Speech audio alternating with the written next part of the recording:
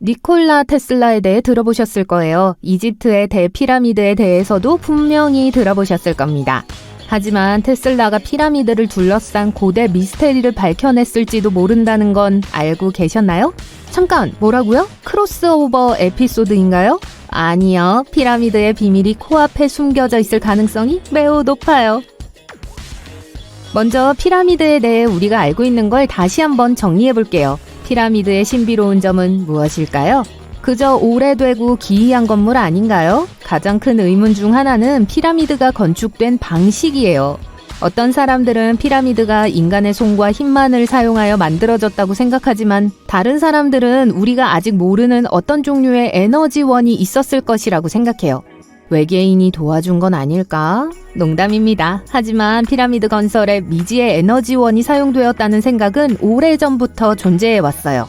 피라미드 텍스트와 같은 오래된 텍스트에도 신들이 우리에게 위대한 힘을 건설할 수 있는 무언가를 주었다고 이야기하고 있어요. 그렇다면 그 당시에는 정말 강력하고 신비한 무언가가 있었을지도 모르죠. 누가 알겠어요. 1900년대 초 테슬라는 이집트의 대피라미드에 집착하게 되었습니다. 그는 이 고대 건축물에 관한 수많은 책을 읽었고 피라미드가 얼마나 많은 에너지를 가지고 있는지에 감탄했습니다.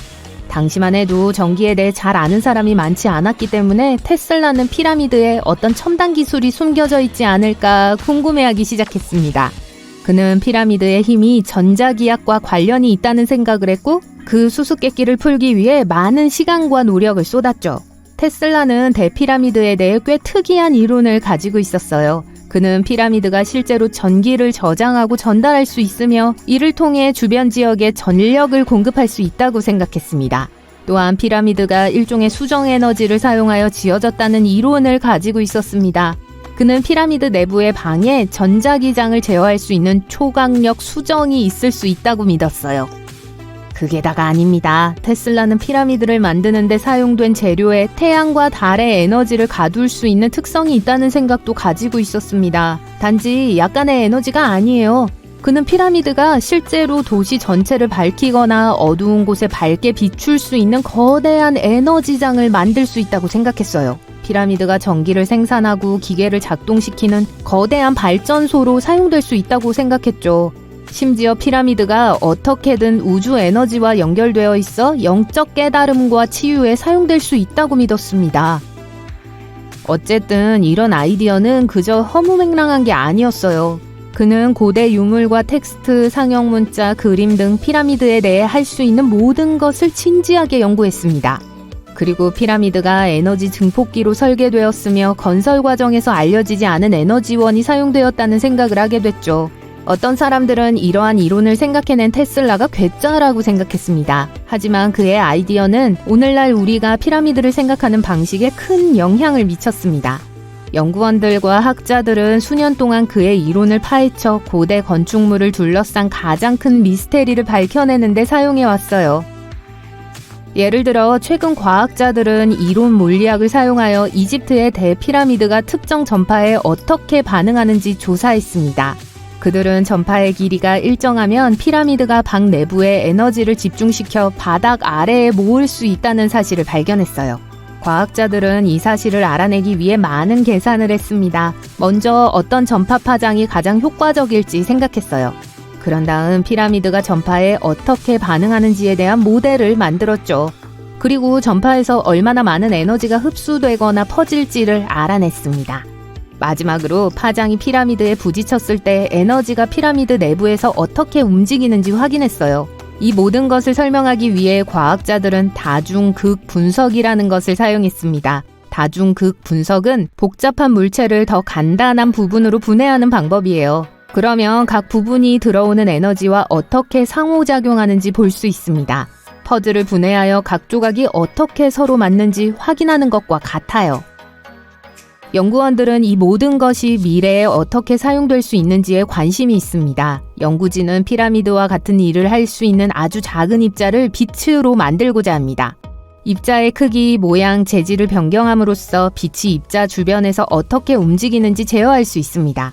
이는 초소형 센서나 고효율 태양전지를 만드는 데 매우 유용할 수 있어요.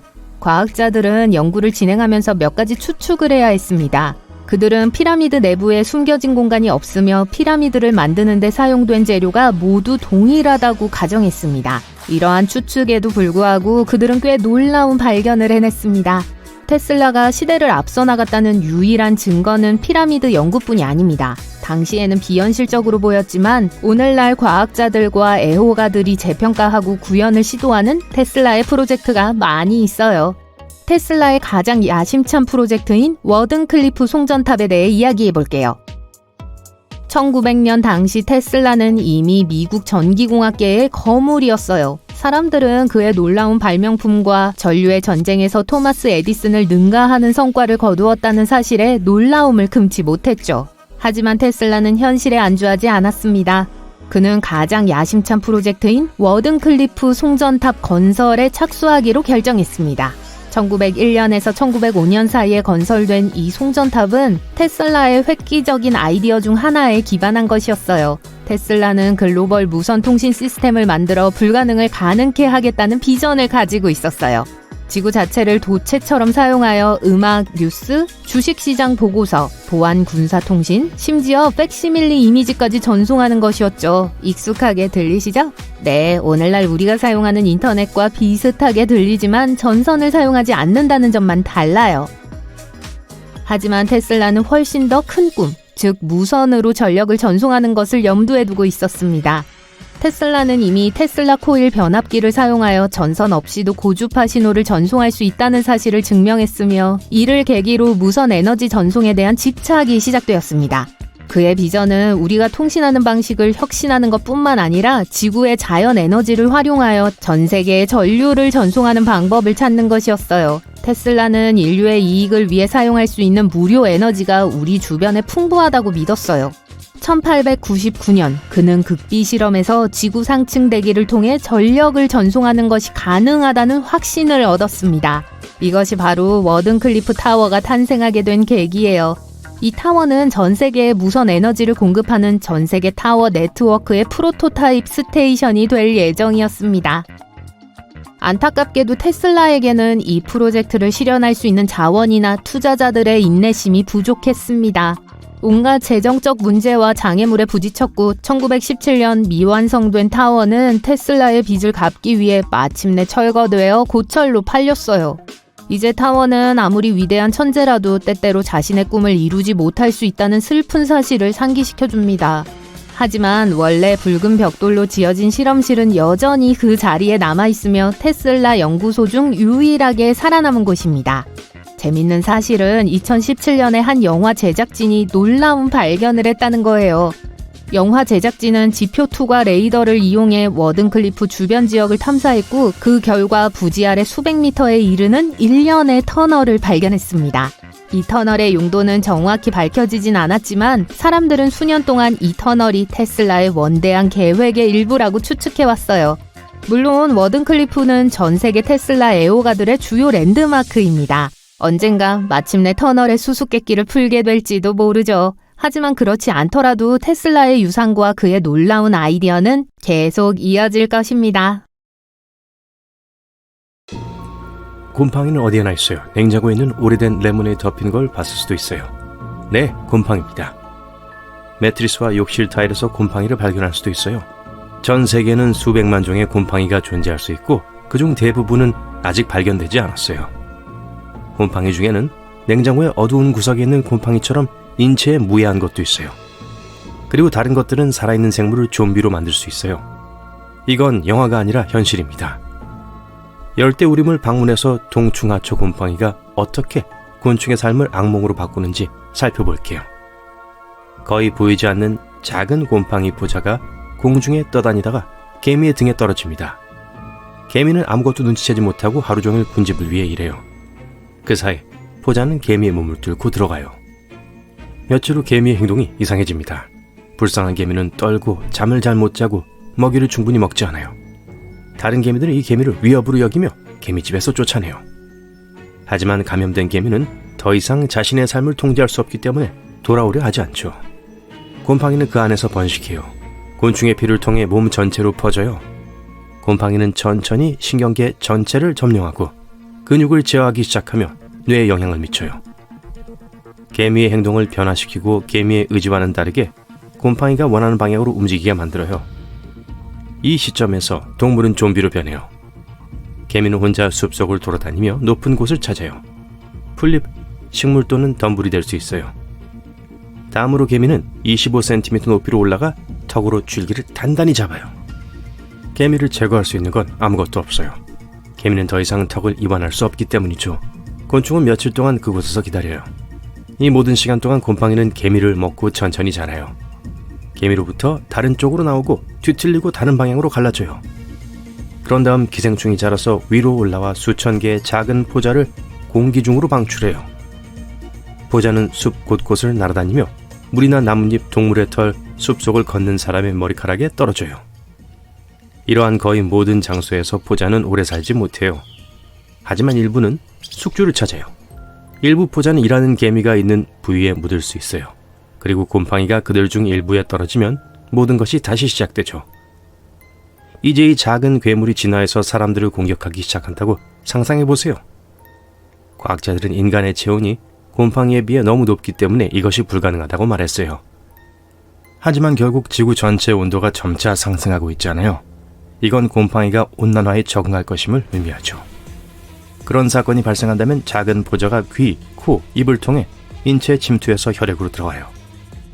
거기에서 신경계의 번식과 포획이 시작됩니다. 환자는 열이 나고 환각을 경험해요. 곧 그들은 정신을 잃고 단 한 가지만 원하게 될 거예요. 다른 사람들과 곰팡이를 공유하는 거예요. 곰팡이가 개미를 턱으로 입에 단단히 달라붙게 만들 수 있다면 사람의 근육을 제어하고 힘을 증가시킬 수도 있겠죠. 하지만 감염된 사람들은 다른 사람을 공격하지 않아요. 그들은 건물이나 나무의 지붕에 올라가 영원히 잠들 거예요. 한편 곰팡이는 발아에서 포자를 방출해요. 포자는 바람을 타고 전 세계로 퍼져요.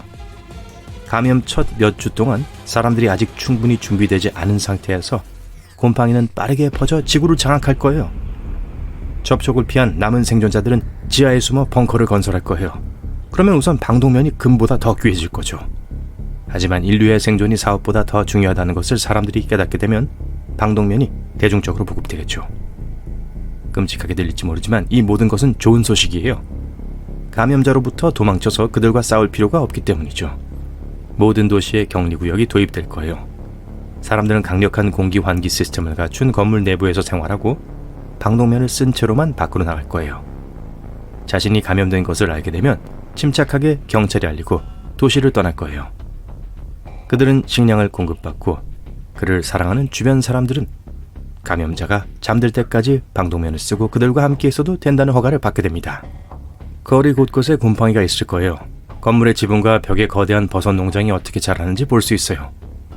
곰팡이 포자의 농도가 강하기 때문에 공기는 자욱한 안개와 비슷할 거예요. 하지만 방독면이 있다면 위험하지 않아요. 좀비 종말은 꽤 차분하고 조용할 거예요. 하지만 여전히 세상은 어려울 거예요.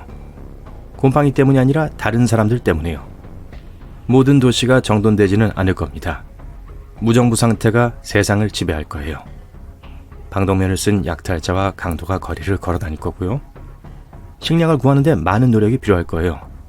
도시의 전기는 24시간 내내 공급되지 않고 하루에 단 몇 시간만 공급될 거예요. 하지만 이 모든 시간 동안 사람들의 마음속에는 밝은 미래에 대한 희망이 있을 거예요. 과학자들은 적극적으로 백신을 연구하고 조만간 백신을 발명할 거예요. 하지만 곰팡이도 지나가겠죠. 아마도 백신을 물리칠 거고 사람들은 새로운 치료법을 만들어야 할 거예요. 또한 곰팡이는 다른 매개체로 전환하려고 시도할 거예요. 새, 가축 및 모든 포유류가 그 대상이 될 수 있어요. 뿔에 곰팡이가 크게 자라고 있는 감염된 사슴을 상상해 보세요. 미생물이 세상을 지배하고 큰 생물의 개체수가 감소할 거예요. 곰팡이는 수천 년 동안 물에 적응하고 물고기를 감염시키기 시작할 거예요. 그리고 곧 지구 전체가 하나의 거대한 버섯으로 변할 겁니다. 네네, 진정하세요. 그런 일이 일어나지 않을 거예요. 그 이유를 알려드릴게요. 곰팡이는 수백만 년 동안 개미의 차가운 몸에 정확하게 적응하기 위해 진화해왔어요.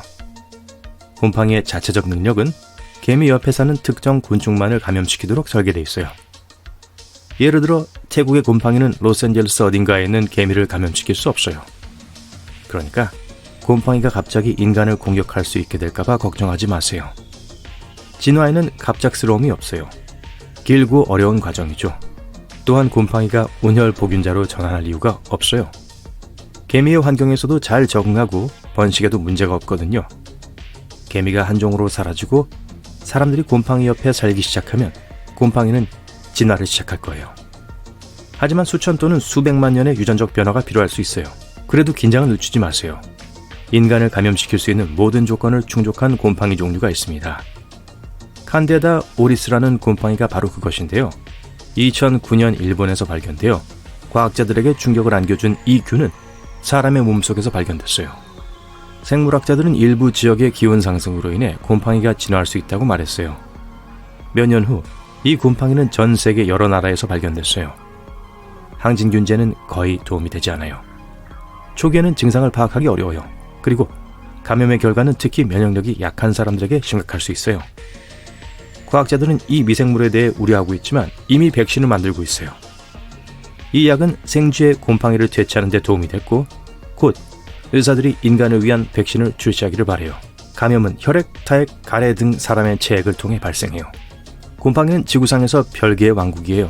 하지만 모두 나쁜 것은 아니에요. 곰팡이는 지구가 생명을 유지하는 데 필요해요. 토양을 귀중한 물질로 풍부하게 하고 유해 물질을 소화하죠. 곰팡이는 수백만 년 전 식물이 물에서 나와 육지에 적응하는 데 도움을 줬어요. 오늘날 식물의 90%는 곰팡이 없이는 생존할 수 없어요. 균류는 거대한 그물처럼 보이는 유기체예요. 이러한 특수 튜브 네트워크를 균사체라고 해요. 우리는 버섯이라고 불리는 빙산의 일각만을 봅니다. 그건 하나의 형태가 아니에요. 변신하고 지하 미로를 통과하고 경로를 바꿀 수 있어요. 이것에 대한 정보도 많지만 그건 별개의 영상 주제가 되겠네요. 한편 버섯은 양파와 버터와 함께 약한 불로 볶으면 맛있어요. 한번 시도해보세요. 20세기 초 서아프리카 연안 어딘가에서 독일 증기선이 항구를 떠나고 있었습니다. 갑자기 날씨가 나빠졌고 배는 짙은 안개 속으로 들어갔어요. 선원들은 해안에서 가까운 모래톱에 좌초했습니다. 다행히도 아무도 다치지 않았고 소중한 화물을 구할 수 있었어요. 하지만 배는 모래에 영원히 갇혔습니다. 그리고 그 배는 혼자가 아니었어요. 나미비아 서부 해안 전체를 해골 해안이라고 부릅니다. 이름이 무섭게 들리는 이유는 그럴만하기 때문이에요. 1570km 길이의 이 해안선은 지구상에서 가장 위험한 곳 중 하나예요. 현재 부시맨 부족은 그들의 최고 신이 화가 났을 때 이 땅을 만들었다고 믿고 있어요. 포르투갈인들은 15세기에 나미비아에 발을 디딘 최초의 유럽인이었습니다. 그들도 해골 해안을 좋아하지 않았죠. 포르투갈 탐험가들은 이 땅이 지하세계로 통하는 문이라고 생각했어요.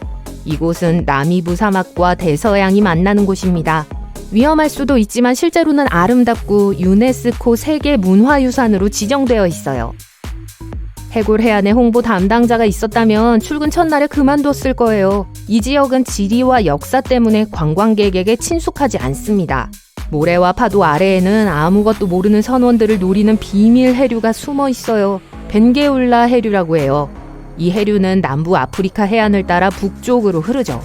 대서양의 이 지역은 해양생물이 풍부하지만 해류의 이웃인 육지는 그렇지 않아요. 이 건조한 기후는 지구상에서 가장 건조한 지역 중 하나인 나미부 사막을 만들었습니다. 그리고 방금 언급한 해양생물은 바로 상어예요. 정확히 11종의 상어가 살고 있습니다. 그리고 백상아리가 가끔씩 나타나기도 합니다. 사막의 풍경과 강한 해류, 그리고 상어가 나타나는 걸로 봤을 때 해변가 리조트를 위한 장소는 확실히 아니에요. 하지만 누군가 해골 해안에 도착하면 자신이 위험하다는 걸 알 수 있을까요? 걱정하지 마세요. 알게 될 거예요. 해변에는 다양한 크기와 모양의 난파선이 흩어져 있습니다. 처음에 말씀드린 독일배 기억하시죠? 녹슨 거대한 선미가 사막 모래 위로 튀어나와 있어요. 해안을 따라 총 500여 개의 난파선이 흩어져 있습니다. 수백 년 된 포르투갈 대형 범선에서부터 21세기에 이곳 해안으로 밀려온 배까지 다양한 종류가 있습니다. 2008년에는 제일라 인디아라는 현대식 어선이 예인 밧줄을 풀고 해골 해안에 도착했어요. 스스로 탈출한 것이 아니라 주변 환경에 도움을 받은 것이죠.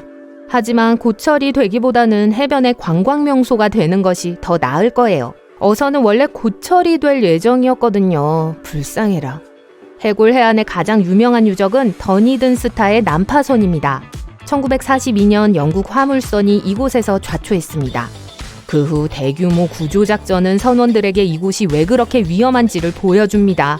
구조대원들은 승무원과 승객을 모두 구해냈지만 엄청난 대가를 치렀죠. 이 과정에서 항공기 한 대와 예인선 한 척이 유실되었습니다. 마지막 구조대원들이 남아프리카 공화국 케이프타운으로 돌아가는 데는 2달이라는 시간이 걸렸습니다. 왜 그랬을까요? 이 지역의 지도를 한번 보면 그 이유를 알 수 있어요. 이곳은 끝없이 펼쳐진 노란색 바다, 즉 모래입니다.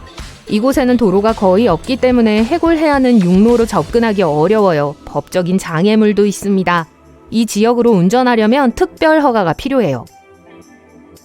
하지만 해골 해안의 해골은 배만 가리키는 것이 아닙니다. 동물의 뼈를 의미하기도 해요. 대부분 고래와 바다 표범의 뼈입니다. 많은 동물들이 이 지역에 적응해서 사자나 하이에나 같은 동물들이 먹이를 찾아 해안선을 돌아다닙니다. 상어만으로는 충분하지 않다는 듯 굶주린 사자들도 있어요. 해골 해안에 임시 거처를 마련한 다른 동물로는 코끼리, 지타, 표범, 기린 등이 있습니다. 1971년 나미비아 당국은 이곳에 국립공원을 설립했어요. 하지만 아드레날린이 솟구치는 서퍼들을 제외하고는 방문객이 많지 않아요. 그 이유를 이해할 수 있죠. 나미부 사막은 세계에서 가장 오래된 사막이며 관광객 친화적이 아닙니다. 이 지역을 여행하는 분들은 자외선 차단제와 따뜻한 겨울 자켓을 챙겨야 해요. 이상한 조합이죠? 낮에는 기온이 45도 이상으로 치솟고 밤에는 기온이 0도 이하로 떨어진다는 점을 생각하면 그렇지 않습니다. 기후가 롤러코스터 같죠. 위험이 그뿐이 아니에요. 네, 더 있어요. 독일 선박이 짙은 안개 속에서 길을 잃었던 일 기억하시죠? 그건 일회성 사건이 아니었습니다. 이 지역은 기후 때문에 안개가 자주 발생합니다. 선원들은 좋아하지 않겠지만 사실 안개는 야생동물들에게 도움이 돼요. 안개는 나미부 사막의 유일한 물 공급원이기 때문이죠. 파충류와 포유류는 이 혹독한 기후에 적응해왔어요. 가능한 한 적은 양의 물을 사용합니다. 모래바다, 짙은 안개, 강한 해류, 사자, 상어. 관광책자에 나올 법한 내용은 아니죠. 하지만 휴가를 보내고 싶지 않은 해변이 지구상에서 해골 해안뿐은 아니에요. 호주의 케이프 트리뷸레이션으로 가보겠습니다. 이 지역은 대륙 북서부에 약 125제곱킬로미터에 걸쳐 있어요. 이 지역은 해골 해안처럼 건조하지는 않습니다. 데인트리 열대우림의 일부예요. 이곳에서 바다와 만나는 곳은 사막이 아니라 열대우림이라고 할 수 있습니다. 케이프 트리뷸레이션의 해변은 엽서에서나 볼 법한 모습입니다. 하지만 겉모습에 속지 마세요. 호주? 상어가 있을까요? 아니요. 바다에 들어가기로 마음먹었다면 악어가 여러분을 기다리고 있어요. 이 악어는 현지인들이 솔티즈라고 부르는 바다 악어입니다. 위험한 파충류에게는 귀여운 별명이네요. 그리고 이들뿐만 아니라 야생 동물들도 방문객들을 좋아하지 않습니다. 10월부터 6월까지 트리뷸레이션 곳 주변 해역은 상자 해파리로 가득해요. 상자 해파리의 독은 사람의 심혈관계에 영향을 미칩니다. 바다에서 해파리에 쏘이면 수영을 하던 사람이 육지에 도착해 도움을 요청할 시간이 충분하지 않아요. 식초는 해파리의 독을 중화시키는 데 도움이 되니까 여분의 식초병을 여행 가방에 챙기는 게 좋겠어요. 악어와 해파리는 위험해 보이지만 조심해야 할 동물이 한 가지 더 있습니다. 멧돼지예요. 우습게 들릴지 모르지만 해변을 가로질러 멧돼지에게 쫓기면 웃음이 나오지는 않을 거예요. 호주에는 2,100마리의 멧돼지가 살고 있습니다. 멧돼지는 주로 밤에 활동하기 때문에 돌진하면 더 위험합니다. 가장 좋은 방어 방법은 원을 그리며 달리는 거예요. 멧돼지는 모서리를 잘 돌지 못합니다. 그래서 성공한 멧돼지 카레이서가 없는 걸지도 몰라요. 케이프 트리뷸레이션에는 동물이 아닌 마지막 위험이 하나 더 있습니다. 이곳에서는 나무조차도 방문객을 상대로 음모를 꾸미고 있습니다. 쏘는 나무라는 이름이 붙은 데는 이유가 있어요. 아름다운 붉은 열매를 따려고 하면 나무가 반격에 나섭니다. 가시가 작은 유리파편처럼 날카롭습니다. 피부에 미치는 불쾌한 영향은 한 달 동안 지속돼요. 그리고 웨이트 어 와일 부쉬가 있어요. 누가 이름을 붙였을까요? 이 긴 덩굴에는 한 번 잡으면 놓지 않는 가시가 달려 있습니다. 너무 강해서 사람을 말에서 떨어뜨릴 수 있을 정도예요. 누군가 이 가시덩굴로부터 여러분을 구해줄 때까지 기다려야 해요. 휴가 목록에서 이 호주 해변을 지우려고 했다면 잠시만 기다려보세요. 이곳은 관광이 호황을 누리고 있습니다. 지역 당국은 모든 위험구역에 대한 접근을 제한했어요. 방문객들은 무성한 초목으로 둘러싸인 몽환적인 물 웅덩이로 수영을 즐기러 갑니다. 그네를 탈 수 있는 밧줄도 있어요. 이제 드디어 편안하게 쉴 수 있는 해변이네요. 쉬운 척의 배와 20대의 비행기가 실종됐고 많은 사람들이 사라졌고 미지의 세력이 잠깐만요. 대본이 잘못됐네요. 버뮤다 삼각지대는 트란실바니아에 있죠? 죄송해요. 자, 옛날 옛적의 트란실바니아의 중심부에는 사람들이 트란실바니아의 버뮤다 삼각지대라고 명명한 신비한 장소가 있었어요. 이 뒤틀린 나무와 얽힌 덤불을 보세요. 금방이라도 나무 뒤에서 사악한 생물이 나타날 것만 같고 심지어 이야기처럼 우주에서 온 유령이나 신비한 생물이 있을지도 모른다는 생각이 들 정도예요. 이 숲은 1960년대에 한 남자가 여자친구와 친구 몇 명과 함께 따뜻한 8월의 오후를 보내고 있었을 때 유명해졌어요. 갑자기 여자친구가 하늘에서 이상한 걸 가리켰어요. 한 남자가 그녀가 서 있던 곳으로 가까이 다가갔고 놀랍게도 그도 그것을 봤어요. 하늘에서 빛나는 이상한 은색 디스크였죠. 그는 재빨리 카메라를 꺼내서 소름 끼치는 물체가 사라지기 전에 4장의 사진을 찍었어요. 그 물체는 불과 2분 동안 거기에 있었어요. 하지만 이 남자는 필름을 현상했고 그의 사진은 지역신문에 게재되었습니다. 많은 사람들이 이에 대해 회의적이었어요. 이상한 조명에서 찍힌 사진이기 때문에 우주선처럼 보이는 기상풍선일 가능성이 높다고 주장했죠. 하지만 그날 숲 위의 하늘에는 기상풍선이나 비행선 그 어떤 물체도 보이지 않았습니다. 으스스하지 않나요? 이 지역의 캠프파이어 전설은 이것만이 아닙니다. 이 으스스한 장소의 어두운 깊은 곳으로 너무 깊숙이 들어간 사람들은 종종 돌아오지 못했다는 이야기가 전해지고 애초에 그 별명이 붙은 것도 그 이유라고 해요. 200마리의 양과 함께 숲으로 들어간 양치기가 있었어요. 그들은 다시는 발견되지 않았습니다. 사람들은 어느 날 사라진 5살짜리 소녀에 대한 이야기도 수군댔어요. 5년이 지난 어느 날 실종 당시와 똑같은 옷을 입은 채 하루도 늙지 않은 모습으로 다시 나타난 거예요. 숲에 들어갔다가 실종된 후 가까스로 돌아왔지만 심한 화상과 고열 등 이전에는 없던 건강 문제를 겪는 사람들이 있어요. 어떤 사람들은 지하 토양에 방사능이 높은 천연 우라늄이 많아서 그런 일이 일어났다고 확신했어요. 그리고 다른 사람들에 따르면 이 숲에 오면 누군가 자신을 지켜보고 있는 것 같거나 전자기기가 갑자기 꺼지는 느낌이 드는 건 드문 일이 아니라고 했어요. 이 숲은 전설이 아닌 풍부한 역사를 가지고 있어요. 일부 자료에 따르면 기원전 6500년까지 거슬러 올라가는 루마니아에서 가장 오래된 정착지가 이곳에 있었다고 합니다. 나무는 그 자체로 꽤 신비로워요. 소름 끼치는 나선형이나 예상치 못한 지그재그 패턴으로 자라요. 일부 과학자들은 이 현상을 탐구하기 위해 그곳에 갔지만 왜 그런지에 대한 해답은 찾지 못했습니다. 마치 나무가 팔다리를 비틀어 사람이 보지 않을 때 손을 뻗어 사람을 잡으려는 것처럼 보여요. 그리고 흥미로운 점은 이렇게 뒤틀린 나무들이 시계 방향의 나선형으로 뻗어 있다는 거예요. 하지만 전설에 따르면 나무나 다른 종류의 초목을 찾을 수 없는 숲의 특정 지역에서 설명할 수 없는 많은 일들이 일어났다고 해요. 바로 더 클리어링이라는 완벽한 원입니다. 이 모든 이야기에서 영감을 얻은 공포 영화의 완벽한 이름이죠. 초목이 없는 이 지역의 토양을 검사한 결과 식물이 자라지 못하게 할 만한 이상한 물질이나 이상 징후는 발견되지 않았어요. 일부 지역 주민들은 숲에 긍정적인 에너지가 있다고 믿기 때문에 그곳에서 소원을 빌면 좋다고 생각해요. 하지만 더 많은 사람들은 숲 한가운데서 신비한 구가 튀어나오거나 외계에서 온 불빛과 같은 초자연적인 활동에 대한 이야기를 들려주며 상상력을 마음껏 펼치죠. 드라큘라든 드라큘라 성이든 이제는 한 발 물러나야 할 것 같네요. 트란실바니아의 무서운 이야기는 드라큘라만이 아니니까요. 오늘 밤 잠을 잘 수 없는 또 다른 이유는 바로 무네카스 섬 또는 인형의 섬이에요. 멕시코시티 근처에 으스스하고 어두운 운하물 한가운데 작은 섬이 있어요. 언뜻 보기에는 매력적으로 보일지 몰라요. 나무에 매달려 있고 무성한 초목에 흩어져 있는 수백 개의 인형이 있는 곳이라는 사실을 알기 전까지는 말이죠. 이 인형들은 낡고 썩어가고 있어요. 시간이 지남에 따라 색이 바래고 한때 명랑했던 얼굴은 이제 절망과 공포의 표정으로 뒤틀려 있어요.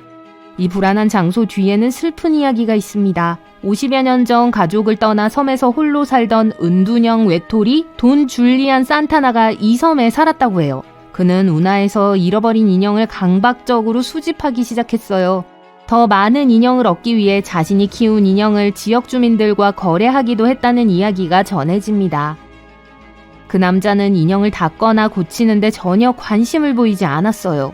인형을 발견한 상태와 상관없이 인형으로 섬을 장식하기만 했죠. 멀쩡해 보이는 인형도 비바람에 망가져 버렸어요. 밖에만 있는 것이 아니라 그의 오두막 안에도 이 무서운 인형들이 가득했어요.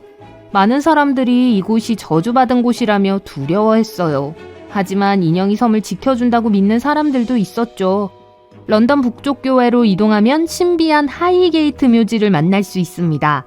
이곳은 고인을 위한 일반적인 안식처가 아니에요. 이 묘지에는 칼 마르크스와 더글러스 애덤스의 무덤을 비롯해 특이한 무덤이 많지만 그 때문에 방문객들이 이곳을 찾는 건 아닙니다.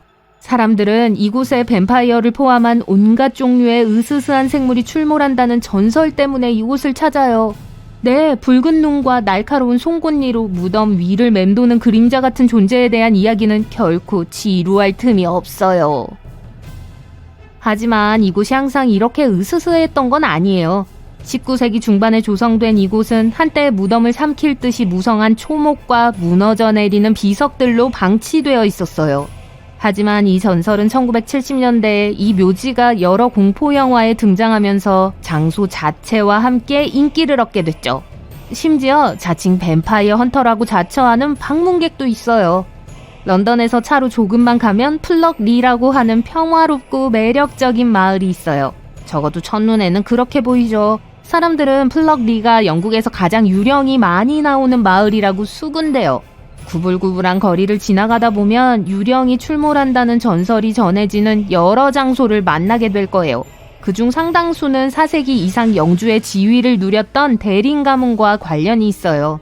많은 건물에 있는 둥근 지붕의 창문에서 옛 정취를 느낄 수 있어요.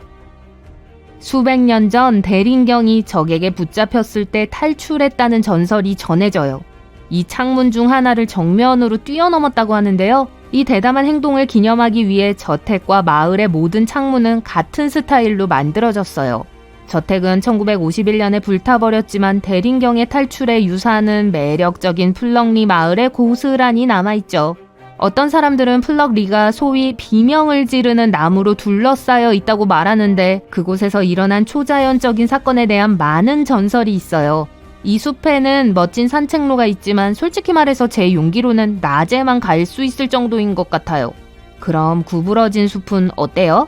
폴란드 그리피노에 있는 이 숲은 소나무 400그루로 이루어져 있는데 줄기가 90도로 급격히 꺾인 다음 알파벳 J처럼 기묘하게 휘어져 있어요.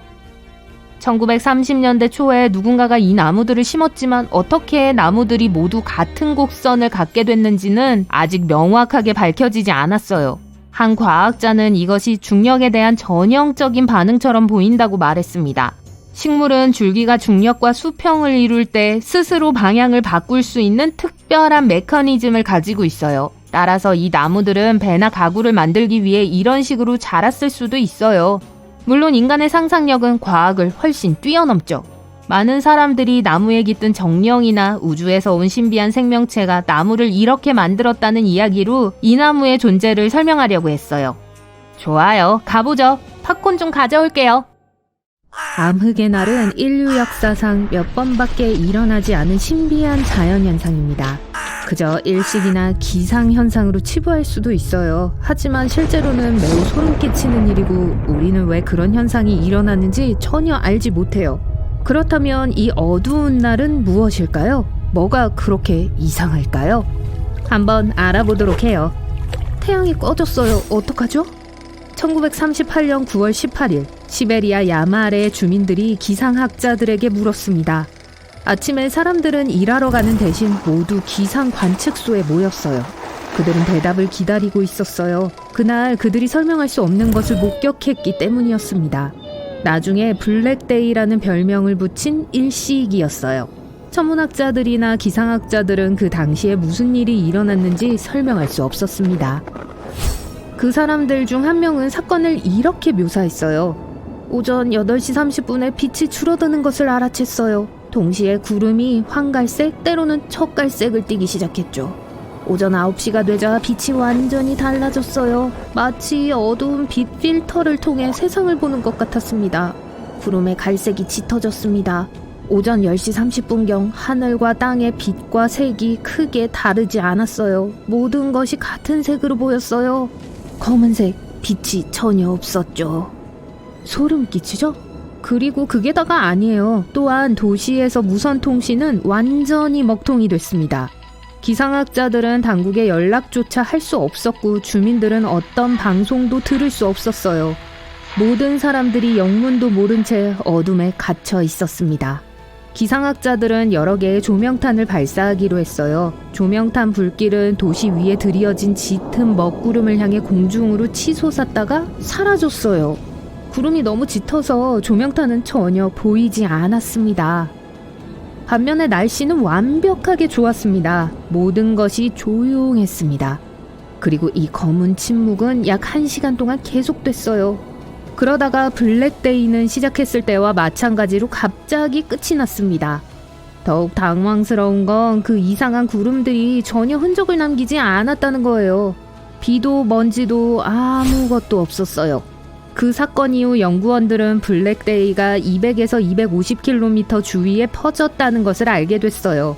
또한 어두운 띠가 서쪽에서 동쪽으로 이동하고 있다는 것을 발견했습니다.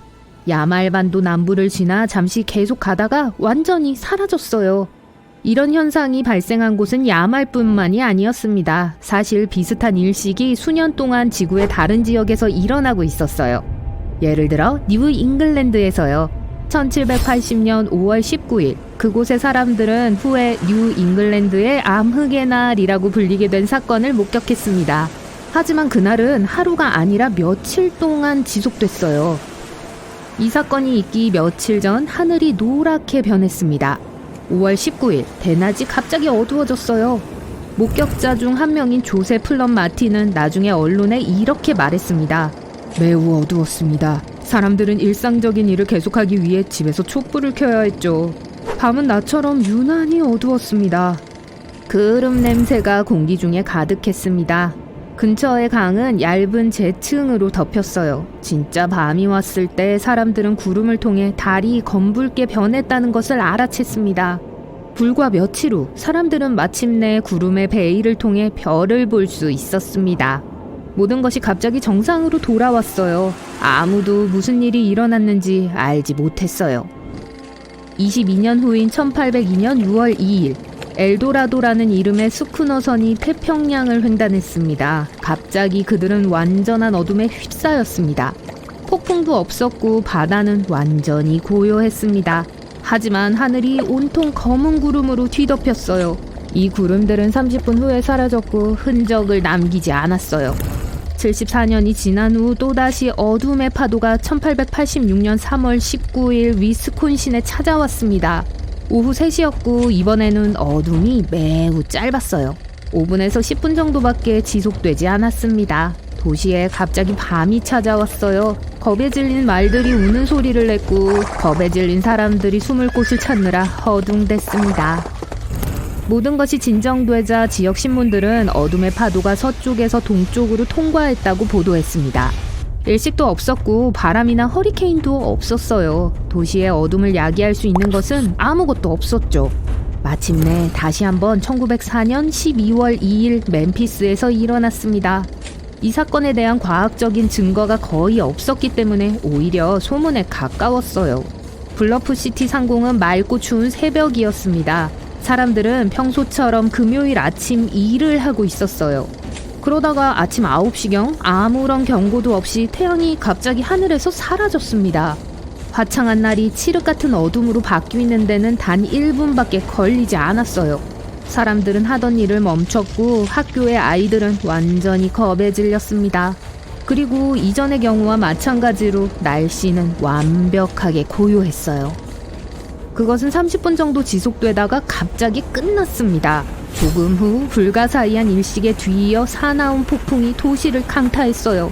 도대체 무슨 일이었을까요? 이 모든 이상한 사례들은 확실히 과학적인 설명이 가능하겠죠? 글쎄요, 사실 과학자들은 확실한 답을 가지고 있지 않아요.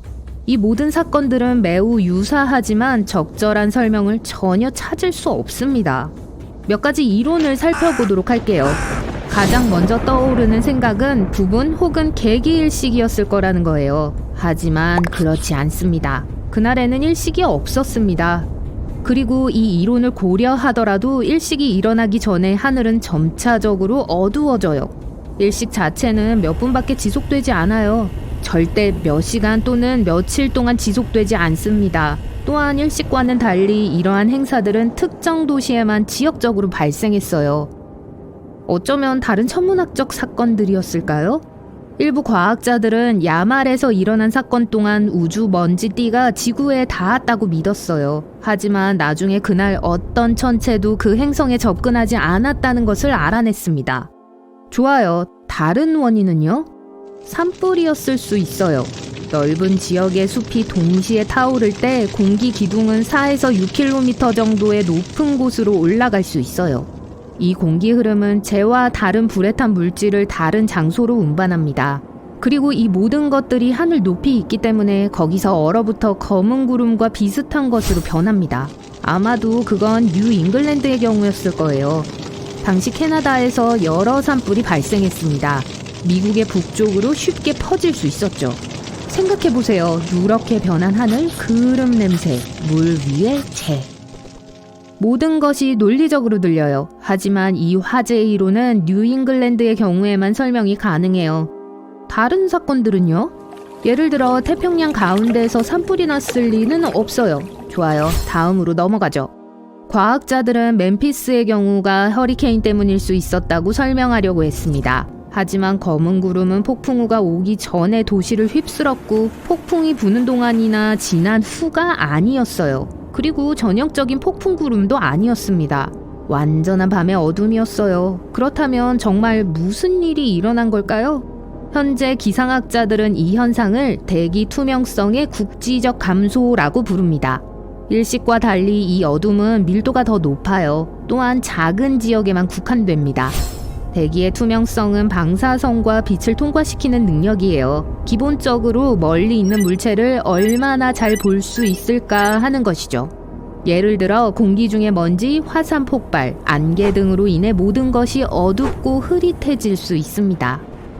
그래서 이 이론에 따르면 암흑의 날은 대기의 투명성이 극도로 떨어지는 것일 뿐입니다. 하지만 여전히 이상해요.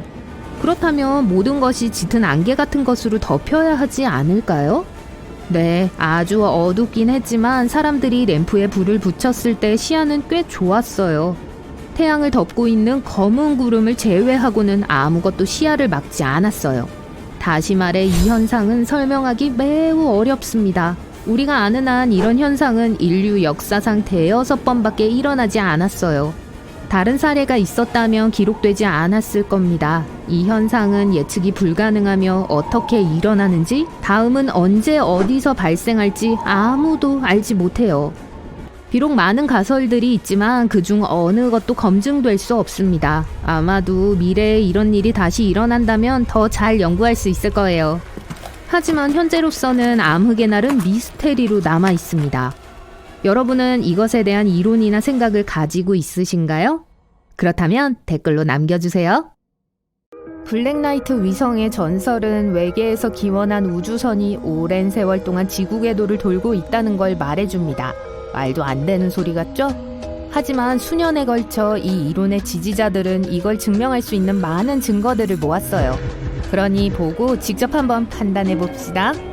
1899년 유명한 과학자인 니콜라 테슬라는 콜로라도 스프링스에 있는 자신의 실험실에 거대한 탑을 만들었어요. 이 탑으로 대기 전기와 무선 에너지를 연구할 수 있었죠. 어느 날 예상치 못한 걸 발견하기 전까지 모든 게 잘 되고 있었어요. 그 탑이 인공적인 것 같은 신호를 잡기 시작했습니다. 처음에 테슬라는 그 신호가 대기 어딘가에서 오는 걸로 생각했어요. 하지만 알고 보니 훨씬 더 높은 곳인 우주에서 온 걸로 밝혀졌죠. 테슬라는 이 신호가 어떤 외계 생명체에 의해 보내진 걸로 결론지었어요. 하지만 과학계는 그의 이론을 무시했죠. 비록 테슬라의 천재성은 존중했지만 사람들은 여전히 그를 이상한 사람으로 여겼어요. 하지만 몇 년 후 테슬라의 보고서가 확인되었어요. 무선 라디오의 발명가 굴리엘모 마르코니가 비슷한 신호를 포착했어요. 그러고 나서 1927년 노르웨이의 라디오 엔지니어 요르겐 할스가 특이한 걸 발견했어요. 신호를 특정 파장으로 보냈을 때 몇 초 후에 그게 그에게 다시 돌아왔던 거죠. 처음에 그는 이게 평범한 라디오 에코일 수 있다고 생각했습니다. 짧은 전파가 지구와 성층권 사이를 튀는 건 드문 일이 아니거든요. 이 현상은 전파라고 불려요. 그러나 보통 이러한 현상은 아주 빨리 일어나요. 원래의 전송 후 약 7분의 1초 만에 발생하죠. 하지만 할스가 받은 신호는 돌아오는데 약 15초가 걸렸어요. 또 사람들이 쓰던 무선 에코와 일치하지도 않았고요. 이 현상을 목격한 사람은 엔지니어뿐만이 아니었습니다. 많은 라디오 애호가들이 이 신호를 발견하고 확인했어요. 하지만 그 누구도 어떠한 설명을 찾진 못했죠. 자, 그게 뭐였을까요?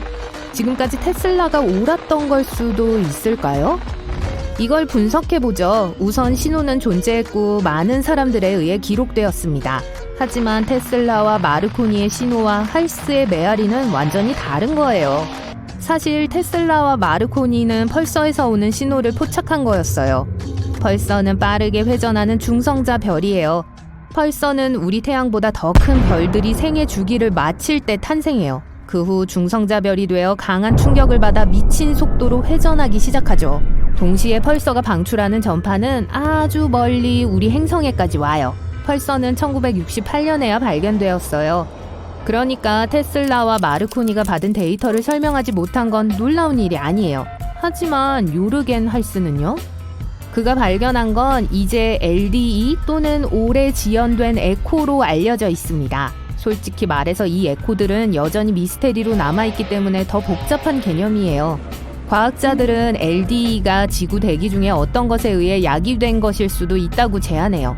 아니면 태양의 플라즈마 구름이나 달에서 반사된 것일 수도 있어요. 안타깝게도 우리는 아직 진실을 몰라요. 다음 사건은 1960년에 일어났어요. 뉴욕타임스는 미확인의 조용한 위성이 미국 관측소에 의해 극지에 가까운 궤도로 지구 주위를 돌고 있다는 게 발견되었다. 다크 위성이라고 불리는 이 신비한 위성의 정체와 기원은 거의 2주일간의 추적에도 불구하고 알려지지 않았다. 라는 기사를 실었어요. 많은 사람들은 이게 그 유명한 블랙나이트 위성임에 틀림없다고 믿었죠. 하지만 나중에 과학자들은 이게 사실은 길을 잃은 일반 위성의 잔해라는 걸 확인했어요. 오작동에 추진기가 잘못된 방향으로 보냈어요 라고 그들은 주장했죠. 어쨌든 이 모든 이야기가 블랙나이트 위성에 대한 새로운 관심으로 이어졌습니다. 전 세계의 천문학자들이 그걸 관측했다고 주장하기 시작했어요. 모든 이상한 천체가 그 유명한 어두운 우주선이 될 수 있었죠. 하지만 지금까지 블랙나이트 위성에 대한 모든 사진과 데이터는 지구의 관측소에서 가져온 거예요.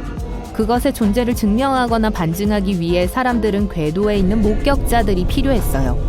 보든 쿠퍼는 조종사였고 인류 역사상 최초의 우주 비행사 중 한 명이었습니다. 1963년 그는 그 당시 미국에서 가장 긴 우주 임무인 머큐리 아틀라스 9호에 참가했어요. 비행하는 동안 그는 모듈 앞에서 외계에서 기원한 것으로 추정되는 이상한 녹색 물체를 발견했습니다. 그러고 나서 지구에 있는 승무원들에게 그것에 대해 알려주었죠. NBC 뉴스는 그 소식을 듣고 쿠퍼와 인터뷰하려고 했어요. 하지만 이상하게도 나사의 임무 기록도 쿠퍼도 이 사실에 큰 중요성을 부여하지 않는 것 같았어요. 마치 그런 일이 전혀 없었던 것처럼 말이죠. 나중에 나사의 공식적인 설명은 쿠퍼의 우주선에 전자오작동이 있었습니다.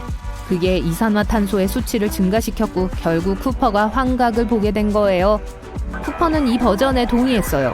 쿠퍼가 은퇴했을 때 외계 생명체를 찾는 것에 관심을 갖게 된 건 어쩌면 이상한 우연일지도 몰라요. 하지만 이 모든 게 사실이고 지구 궤도에 신비한 우주선이 있다고 가정하더라도 우리에게 원하는 게 뭘까요?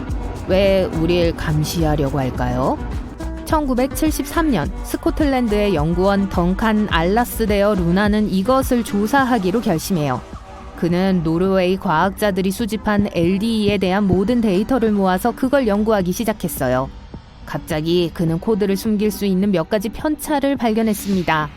그는 이 데이터를 그래프로 배열했어요. 한 축은 에코 사이의 시간 지연을 의미했고 다른 축은 그 배열에서 에코의 위치를 의미했죠. 그게 점들의 집합체인 걸로 밝혀졌는데 일종의 우주 지도 같아 보였어요. 즉, 목동자리의 지도였어요. 루나는 1929년에 프랑스 천문학자들이 기록한 에코를 분석하기 시작했습니다. 다시 같은 별자리를 얻었죠. 하지만 그 별들 중 하나가 살짝 다른 곳에 있었어요. 그러자 루나는 이게 진짜로 과거의 별지도라면? 이라고 생각했습니다. 시간을 되돌린 후 루나는 마침내 전체 그림을 얻었습니다. 그는 이것이 13,000년 전의 별자리의 모습이라는 걸 발견했어요. 아마도 그들이 수천 년 동안 우리를 지켜봤을 수도 있다는 걸 의미하는 거겠죠. 1973년 루나는 영국 잡지 스페이스 플라이트와 인터뷰를 했어요. 그는 LDE에 숨겨진 라디오 메시지를 해독했다고 했죠. 여기서 시작해요. 우리의 고향은 이중성인 목동자리 엡실론이에요. 우린 태양으로부터 7개의 행성 중 6번째에 있는 행성에 살고 있고 둘 중에서 더 큰 거예요. 우리의 6번째 행성은 하나의 위성을 갖고 있어요. 4번째 행성에는 위성이 3개 있어요. 우리의 첫 번째 행성과 세 번째 행성에는 각각 하나씩 있어요. 우리의 탐사선은 지도에서는 아크투루스로 알려진 위치에 있습니다. 소름 돋았어요. 하지만 이 보고서들이 뉴욕타임스, 타임지, 그리고 다른 잘 알려진 잡지들에 실렸음에도 불구하고 아무도 이 주제를 진지하게 받아들이지 않았어요. 안타깝게도 루난의 이론은 어떤 증거로도 뒷받침되지 않았습니다. 나중에 그는 스스로 분명한 실수를 했고 그의 방법은 과학적이지 않았다고 말하며 그것을 철회했어요. 그의 말에 따르면 그는 이 신호들이 뭘 의미하는지 추측하고 있었다고 해요. 마지막으로 우리 이야기의 마지막 부분입니다. 이 사진이요. 1998년 12월 4일 인데버호는 STS-88 임무에 착수했습니다. 이것은 국제우주정거장으로의 첫 번째 임무였어요. 그러고 나서 12월 11일 나사는 지구 궤도에서 특이한 물체를 분명히 볼 수 있는 일련의 사진들을 찍어 발표했어요. 대중들은 이 사진들에 대해 바로 알게 되었습니다. 다들 그게 수년 동안 논의되어 온 블랙나이트 위성이라고 생각했어요. 100년의 추측 끝에 마침내 발견된 건가요? 하지만 여느 때와 마찬가지로 진실은 훨씬 더 별게 아닌 걸로 밝혀졌어요. 임무를 수행하는 동안 우주비행사 중 한 명이 열 덮개를 설치하고 있었어요. 하지만 코팅이 잘 고정되지 않았죠. 부러져서 날아가 버렸어요. 이 사진들은 그저 이 사건을 기록하기 위해 찍은 거예요. 블랙나이트는 아주 흥미로운 이야깃거리예요. 여러분은 몇 시간 동안 새로운 정보와 증거를 찾으면서 파헤치고 그러고 나서 그것이 밝혀지는 걸 볼 수 있어요. 이 이야기는 전혀 관련이 없는 이야기, 보고서, 실제 위성의 사진 등등이 많이 쌓여 생긴 거예요. 이 모든 게 하나의 일관성 없고 비논리적인 도시 전설에 섞였어요. 비논리적이지만 실로 정말 매력적이죠. 평행세계의 이론은 매우 오랫동안 과학계에서 논의되어 왔습니다. 안타깝게도 우리는 아직 그것을 증명하거나 반증할 만큼 충분히 발달하지 못했어요. 하지만 그것은 여전히 흥미로운 이론이고 그래서 평행세계에서 온 손님에 관한 특이한 도시괴담이 많이 있는 걸 거예요. 그중 몇 가지를 확인해 보겠습니다. 존재하지 않는 나라에서 온 남자의 이야기예요. 1851년 독일의 작은 마을 프랑크푸르트 안데어 오데르에서 있었던 일입니다. 길을 잃은 한 남자가 지역 마을 사람들에게 도움을 요청했어요. 그는 자신을 조파르 보린이라고 소개했습니다. 그는 매우 서투른 독일어를 구사했고 억양이 매우 강했어요. 그는 자신이 락사르와 아브람 언어를 구사한다고 주장했지만 이 언어들은 우리 지구에 실제로 존재하지 않는 언어들이에요. 그는 거대한 바다에 의해 유럽과 분리된 사크리아라는 곳에 있는 나라인 락사리아 출신이라고 주장했습니다. 하지만 이 장소 중 어느 것도 지구의 지도에 존재하지 않았어요. 사람들은 조파르를 신고했습니다. 그는 정신과 의사와 이야기를 나눴지만 의사는 그 남자가 완전히 제정신이라고 결론 내렸어요. 현지 경찰의 조사에서도 그에 대한 의심스러운 점은 발견되지 않았습니다. 조파르 보리는 유럽 방문의 목적이 오래전에 잃어버린 형제를 찾기 위한 것이라고 주장했습니다. 그는 난파선에서 살아남았고 마을 근처에 오게 됐습니다. 사람들은 그에게 세계지도와 지구본을 보여주고 난파한 장소를 알려달라고 했지만 그는 낯익은 것을 찾지 못했어요. 그는 고향 세계에 대해 광범위한 지식을 가지고 있는 것처럼 보였습니다. 조파르는 그가 사는 세상에 있는 5개의 주요 대륙 이름을 댔어요. 사크리아, 아플라, 아스타, 오스트라르, 그리고 유프라르였습니다. 그의 이야기는 그럴듯하게 여겨졌어요. 프랑크푸르트의 과학자들은 더 많은 연구를 위해 그 남자를 베를린으로 보내기로 결정했습니다. 하지만 여행 중에 그는 발작 같은 것을 일으켰고 갑자기 마차에서 뛰어내려 주변 숲으로 사라졌습니다. 오랫동안 철저한 수색에도 불구하고 조파르의 흔적은 발견되지 않았어요. 그는 신비하게 나타났던 것처럼 신비롭게 사라진 것 같았죠. 그를 베를린으로 호송하는 임무를 맡은 라보프 경감은 이 남자가 다른 세계에서 온 존재일 수도 있고 있던 곳으로 돌아갔다고 생각했습니다. 167번 고속도로의 여성. 1969년 10월 20일에 있었던 사건입니다. 이 이야기는 1988년 스트레인지 잡지에 처음 보도됐어요. 이 기사는 엘시와 그의 사업 파트너인 찰리라는 가명의 두 남자에 대해 이야기합니다. 어느 날 오후 엘시와 찰리는 루이지애나 남서부의 167번 고속도로를 따라 운전하고 있었어요. 일에 대해 논의하면서 라파예트 오일센터를 향해 차를 몰고 있었죠. 처음에는 고속도로가 비어 있었지만 그 후 두 남자는 앞에 아주 오래된 차가 매우 느리게 가고 있는 것을 알아챘습니다. 두 남자는 이 신비한 차에 대해 이야기하기 시작했어요. 그 차는 수십 년 동안 생산되지 않았지만 꽤 새 것처럼 보였어요. 둘은 차주가 관리를 잘한 덕분이라고 생각하고 감탄했죠. 그들은 차를 더 잘 보기 위해 속도를 줄였습니다. 엘시는 1940이라고 쓰인 밝은 오렌지색 표지판을 발견했어요. 둘은 운전자를 봤어요. 구식 옷을 입은 젊은 여자였습니다. 밖은 따뜻했지만 긴 깃털이 달린 모자와 털 코트를 입고 있었어요. 그 옆에 있는 아이도 따뜻한 코트와 모자를 쓰고 있었죠. 엘시와 찰리는 말을 걸고 싶었지만 여자의 표정을 눈치챘어요. 여자는 공포에 질려 거의 울기 직전으로 주변을 두리번거렸습니다. 엘시는 여자에게 도움이 필요한지 물었어요. 그녀는 고개를 끄덕였고 그는 길가에 주차하라고 손짓했습니다. 하지만 그 남자들이 주차를 했을 때 갑자기 그 여자의 차가 사라졌다는 것을 알게 됐어요. 충격을 받고 고속도로를 둘러봤어요. 그렇게 빨리 어디론가 갔을 리가 없어요. 하지만 그 차는 어디에도 없었습니다. 얼마 후 다른 남자가 엘시와 찰리에게 차를 몰고 왔어요. 그는 일어난 모든 일을 목격했고 차가 그저 사라졌다고 주장했습니다. 남자들은 몇 시간 동안 그 사건에 대해 이야기했어요. 도시에 도착했을 때 그들은 경찰에 연락했습니다. 하지만 경찰은 그들의 말을 제외하고는 그 차의 존재를 확인할 수 없었죠. 그 사건은 지역신문에서 잠시 논의되다가 잊혀졌습니다. 가디안톤 캐년 사건. 이 사건은 1972년 5월에 유타주 남동부의 에스칼란테 사막의 가장자리에 있는 모데나 철도 건널목 근처에서 일어났습니다. 제나 노스는 아버지의 1971년식 쉐보레 노바를 운전하고 있었어요. 친구 캐롤 에벗은 조수석에 있었습니다. 뒷좌석에는 리사 락포트와 베서니 고든이라는 두 명의 다른 친구가 타고 있었어요. 이들이 유타 네바다주 경계를 넘은 것은 밤 10시가 넘었을 때였습니다. 그들은 사감 선생 모테슨 부인이 기숙사 문을 잠그기 전에 캠퍼스로 돌아가려고 했죠.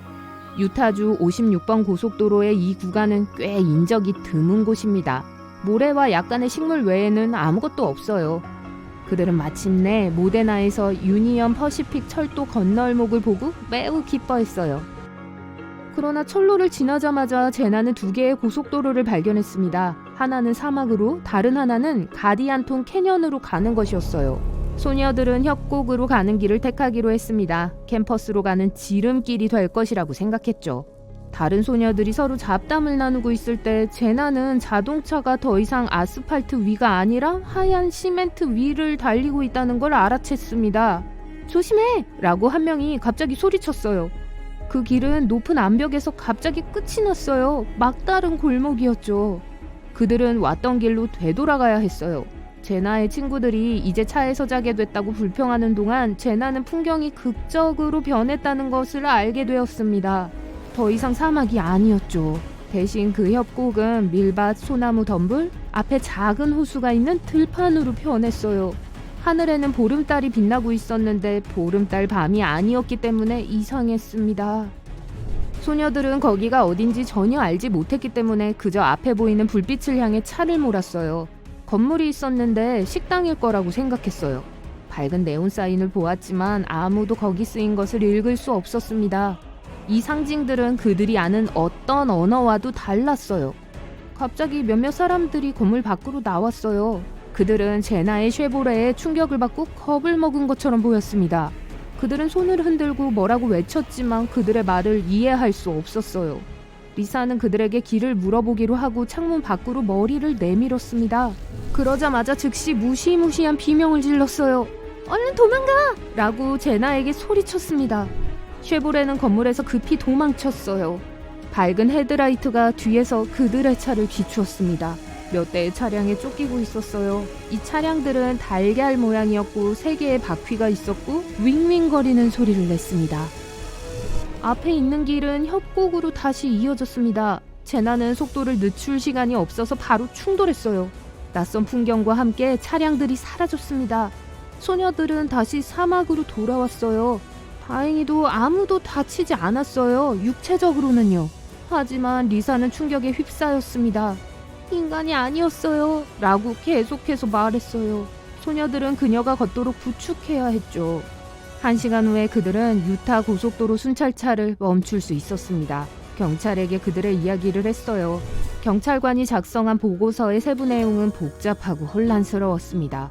수사 과정에서 경찰은 타이어 자국에서 차량이 정확히 어디로 향했는지 파악하지 못했어요. 마치 쉐보레가 갑자기 사라진 것처럼 트랙은 매우 갑작스럽게 끝났어요. 경찰은 어떻게 그 차가 아무런 흔적도 남기지 않고 3.2km를 운전할 수 있었는지 설명할 수 없었습니다. 특히 그렇게 단단한 땅에서 말이죠. 이 이야기에 대해서는 여전히 논쟁이 있지만 결국에는 일어난 일에 대한 모든 버전과 설명은 추측일 뿐입니다. 아마 절대로 진실을 알아낼 수 없을 거예요.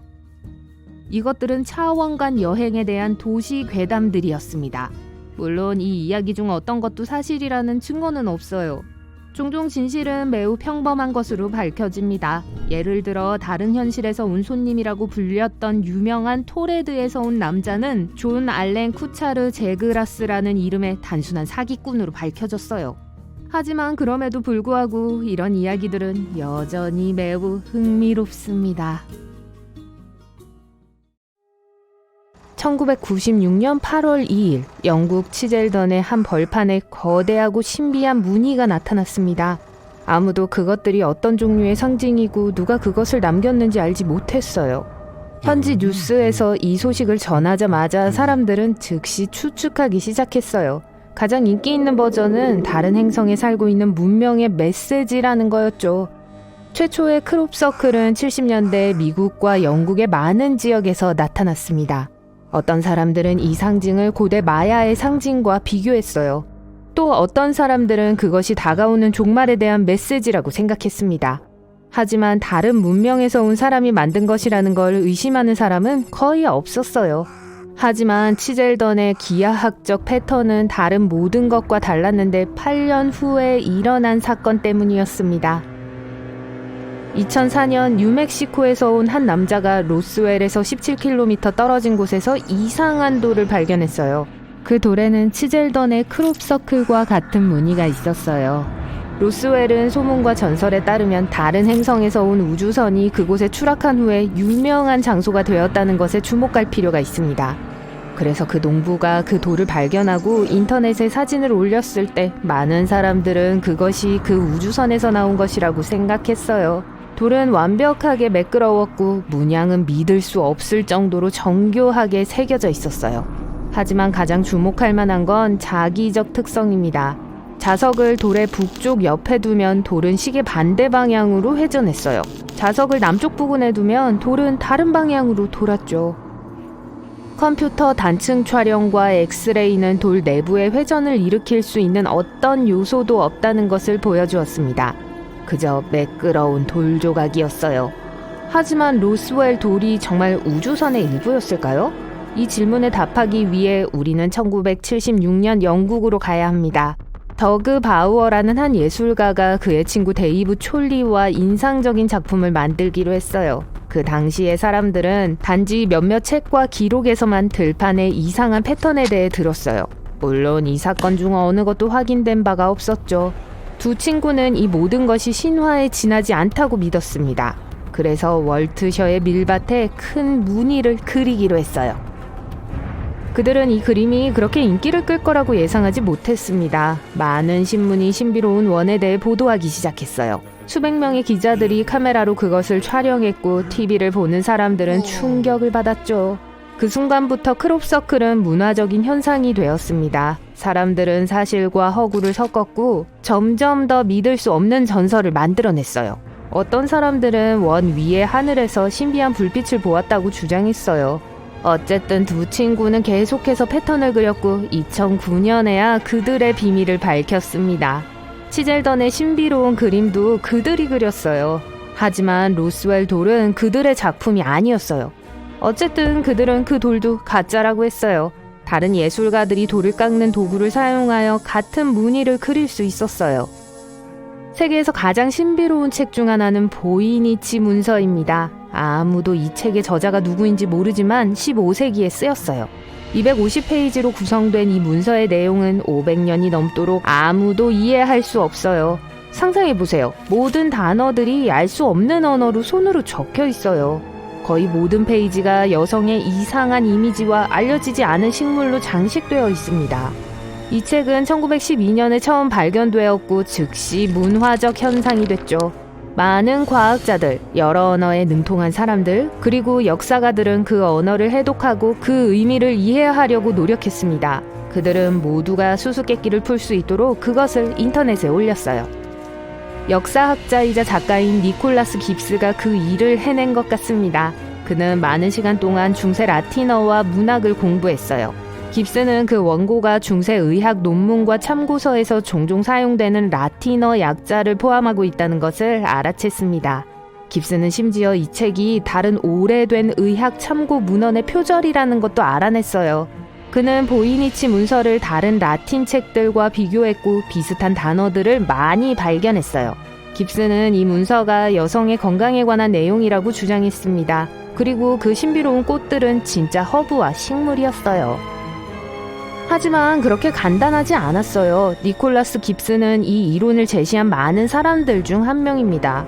많은 과학자들은 그의 버전이 진부하고 설득력이 없다고 했어요. 다른 사람들은 원고에 어떤 비밀 코드가 사용되었다고 주장했습니다. 어떤 사람들은 도미니카 수녀들이 그 문서를 썼다고 주장했어요. 또 어떤 사람들은 그것이 점성술과 약초에 관한 참고 서적이라고 했어요. 어쨌든 인터넷에서 고해상도의 스캔 문서를 찾을 수 있으니까 코드를 해독해보세요. 뉴욕에서 어둡고 인적이 드문 골목으로 걸어 들어가고 있다고 상상해보세요. 거기에서 아름다운 그림이 그려진 캔버스가 쓰레기통에 놓여있는 걸 보게 됩니다. 그림에 묘사된 것이 정확히 무엇인지는 모르겠지만 뭔가 예술적인 힘이 뿜어 나오는 것을 느껴요. 그 그림을 집으로 가져가서 벽에 겁니다. 그림은 거의 4년 동안 벽에 걸려 있었어요. 그러다가 그림의 사진을 골동품 웹사이트에 게시했다가 이 그림이 100만 달러 상당의 사라진 걸작이라는 것을 알게 됩니다. 이것은 2003년에 뉴요커에게 있었던 실화예요. 유명한 멕시코 예술가 루피노 타마요는 1970년에 세 사람이라고 불리는 이 그림을 그렸습니다. 한 수집가가 아내를 위한 선물로 그것을 샀어요. 하지만 1989년 새 집으로 이사하는 동안 누군가 그 작품을 훔쳤습니다. 도둑이 이 작품을 좋아하지 않았거나 구매자를 찾지 못해 근처의 쓰레기통에 버렸을 가능성이 있어요. 그것을 발견한 여성은 그 작품을 주인에게 돌려주었고 1,500만 원 상당의 보상금을 받았어요. 비싼 그림이 종종 쓰레기통에 버려지는 일이 있습니다. 반 고흐는 자신의 작품을 여러 사람에게 주었지만 그 당시에 사람들은 그의 그림을 심각하게 받아들이지 않았어요. 이 그림들이 수년 후에 발견되었을 때 수십억 원으로 추정됐어요. 예를 들어 반 고흐는 그의 의사에게 그의 초상화를 주었어요. 의사는 그 그림을 보고 소름이 끼쳤어요. 아마도 빨간색으로 칠해진 머리카락이 마음에 들지 않았나 봐요. 그는 그 초상화를 어머니에게 주었고 어머니는 그 그림을 닭장에 구멍을 덮는 데 사용했어요. 10년이 넘도록 닭들이 이 걸작품 아래에서 뛰어다녔습니다. 그러다가 다른 예술가가 그 그림을 발견했어요. 그는 의사에게 푼돈을 지불하고 그림을 샀어요. 현재 그것은 500억 원의 가치로 추정됩니다. 버려진 예술작품과 유사한 사례가 이탈리아에서 발생했습니다. 한 정원사가 리치오디 현대미술 갤러리에서 일을 했어요. 그는 건물 벽에서 담쟁이 덩굴을 제거하고 있었는데 덤불 속에서 녹슨 금속 문을 발견했어요. 그는 문을 열고 어두운 방으로 들어갔어요. 그곳에는 쓰레기 봉투가 놓여 있었습니다. 정원사는 그것을 쓰레기통에 버리려고 하다가 먼저 안을 들여다보기로 했어요. 거기에는 유명한 예술가 구스타프 클림트의 잃어버린 작품이 들어 있었어요. 1997년 갤러리를 개조하는 동안 누군가가 여인의 초상 그림을 훔쳤습니다. 알고 보니 도둑은 그것을 건물 밖으로 가지고 나간 적이 없었어요. 그림의 가치는 660억 원으로 추정됩니다. 1901년 해면 수집가들이 그리스 근처의 바다에서 신비한 상자를 발견했어요. 기계식 시계와 비슷했고 크기는 신발 상자만 했어요. 그 발견은 고고학자들의 관심을 끌었습니다. 이 물건은 약 2200년 전에 고대 그리스에서 만들어진 것으로 곧 확인됐어요. 안티키테라 메카니즘이라고 불렀습니다. 현재 아테네에 있는 국립고고학 박물관에 있어요. 과학자들은 이 물체가 원래 메커니즘의 3분의 1인 82개의 조각에 불과하다는 것을 발견했습니다. 누가 그것을 만들었고 어떻게 작동하는지 아직 알려지지 않았어요. 하지만 전문가들은 이것이 청동기어와 다른 부품들을 갖춘 기계식 컴퓨터였다고 생각해요. 천문학적 계산을 위해 사용됐어요. 그 장치는 태양, 달, 그리고 태양계의 5 행성의 움직임을 추적할 수 있었습니다. 전문가들은 여전히 이 기계의 모든 특성을 알아내기 위해 노력하고 있어요. 그것은 지구상에서 가장 오래된 컴퓨터로 여겨집니다. 2000년 전의 기술 수준이 우리가 상상할 수 있는 것보다 훨씬 더 높았음을 증명합니다. 인적이 드문 해변에 딱 좋은 곳에 막 도착했어요. 너무 조용해서 졸리네요. 하지만 눈을 뜨자마자 놀라게 돼요. 잠깐만, 방금 해안에 떠밀려온 게 진짜 집인 거야? 공상과학 소설의 시작처럼 들릴지 모르지만 엘살바도르의 이 해변 근처에 산다면 그렇게 들리지 않을 거예요. 거기엔 해안으로 밀려온 것 같은 신비로운 버려진 집이 있어요. 어떻게 이 빌라가 여기까지 오게 된 거죠? 아무도 모르게 여기 있은 지 얼마나 됐죠? 이 불가사의한 건축물은 엘살바도르의 수도 산살바르도에서 남쪽으로 74km 떨어진 곳에 있어요. 현지인들은 그 건물이 푸에토 벤투라라는 호텔이었다고 해요. 이게 지어졌을 때 제일 인기 있던 게 바다에 정말 가까웠다는 사실이었어요. 불행하게도 그 뒤에 설계는 잘 되어 있지 않았어요. 이 모든 건 지역 주민들이 공사를 시작하기 위해 어떠한 공식적인 허가도 필요하지 않았기 때문이에요. 호텔은 물에 너무 가까웠고 위험하게 요소에 노출되었어요. 로마 양식의 빌라는 이제 썰물 때 바다의 가장자리에서 불과 15m 떨어져 있었어요. 나중에 조수가 1층을 소금물로 채우기 때문에 아침에만 접근할 수 있어요. 지금 남아있는 호텔은 2층짜리 폐허 같아 보여요. 앞쪽은 로마 양식 기둥이 있어 아주 인상적이에요. 2층에는 넓은 창문도 있어요. 아직도 철 구조물들의 일부와 2층으로 가는 입구였던 것의 잔해를 볼 수 있어요. 건물 꼭대기에는 관람석이 몇 개 있어요. 가끔 관광객들이 이용하기도 하죠. 점점 더 많은 사람들이 이 지역을 둘러보고 사진을 찍어요. 비록 이 건물이 확실히 오르기엔 안전하지 않지만 말이에요. 현재 위치에 얼마나 오래 있었는지에 대한 정보가 거의 없어요. 하지만 일부 현지인들은 적어도 20년 이상 그곳에 있었다고 했어요. 2021년 틱톡 유저에게 발견되기 전까진 수년간 현지의 비밀로 남아있었어요. 하지만 그게 이 질문에 대한 답이 되진 않죠. 호텔이 어떻게 완전히 다른 위치에 있게 되었을까요? 여기서부터 일이 어렴풋해져요. 몇몇 지역 주민들은 그 건물이 수십 년 전에 버려졌다고 하는 반면 다른 사람들은 1998년 허리케인 미치가 이 지역을 강타한 후 버려진 거라고 주장해요.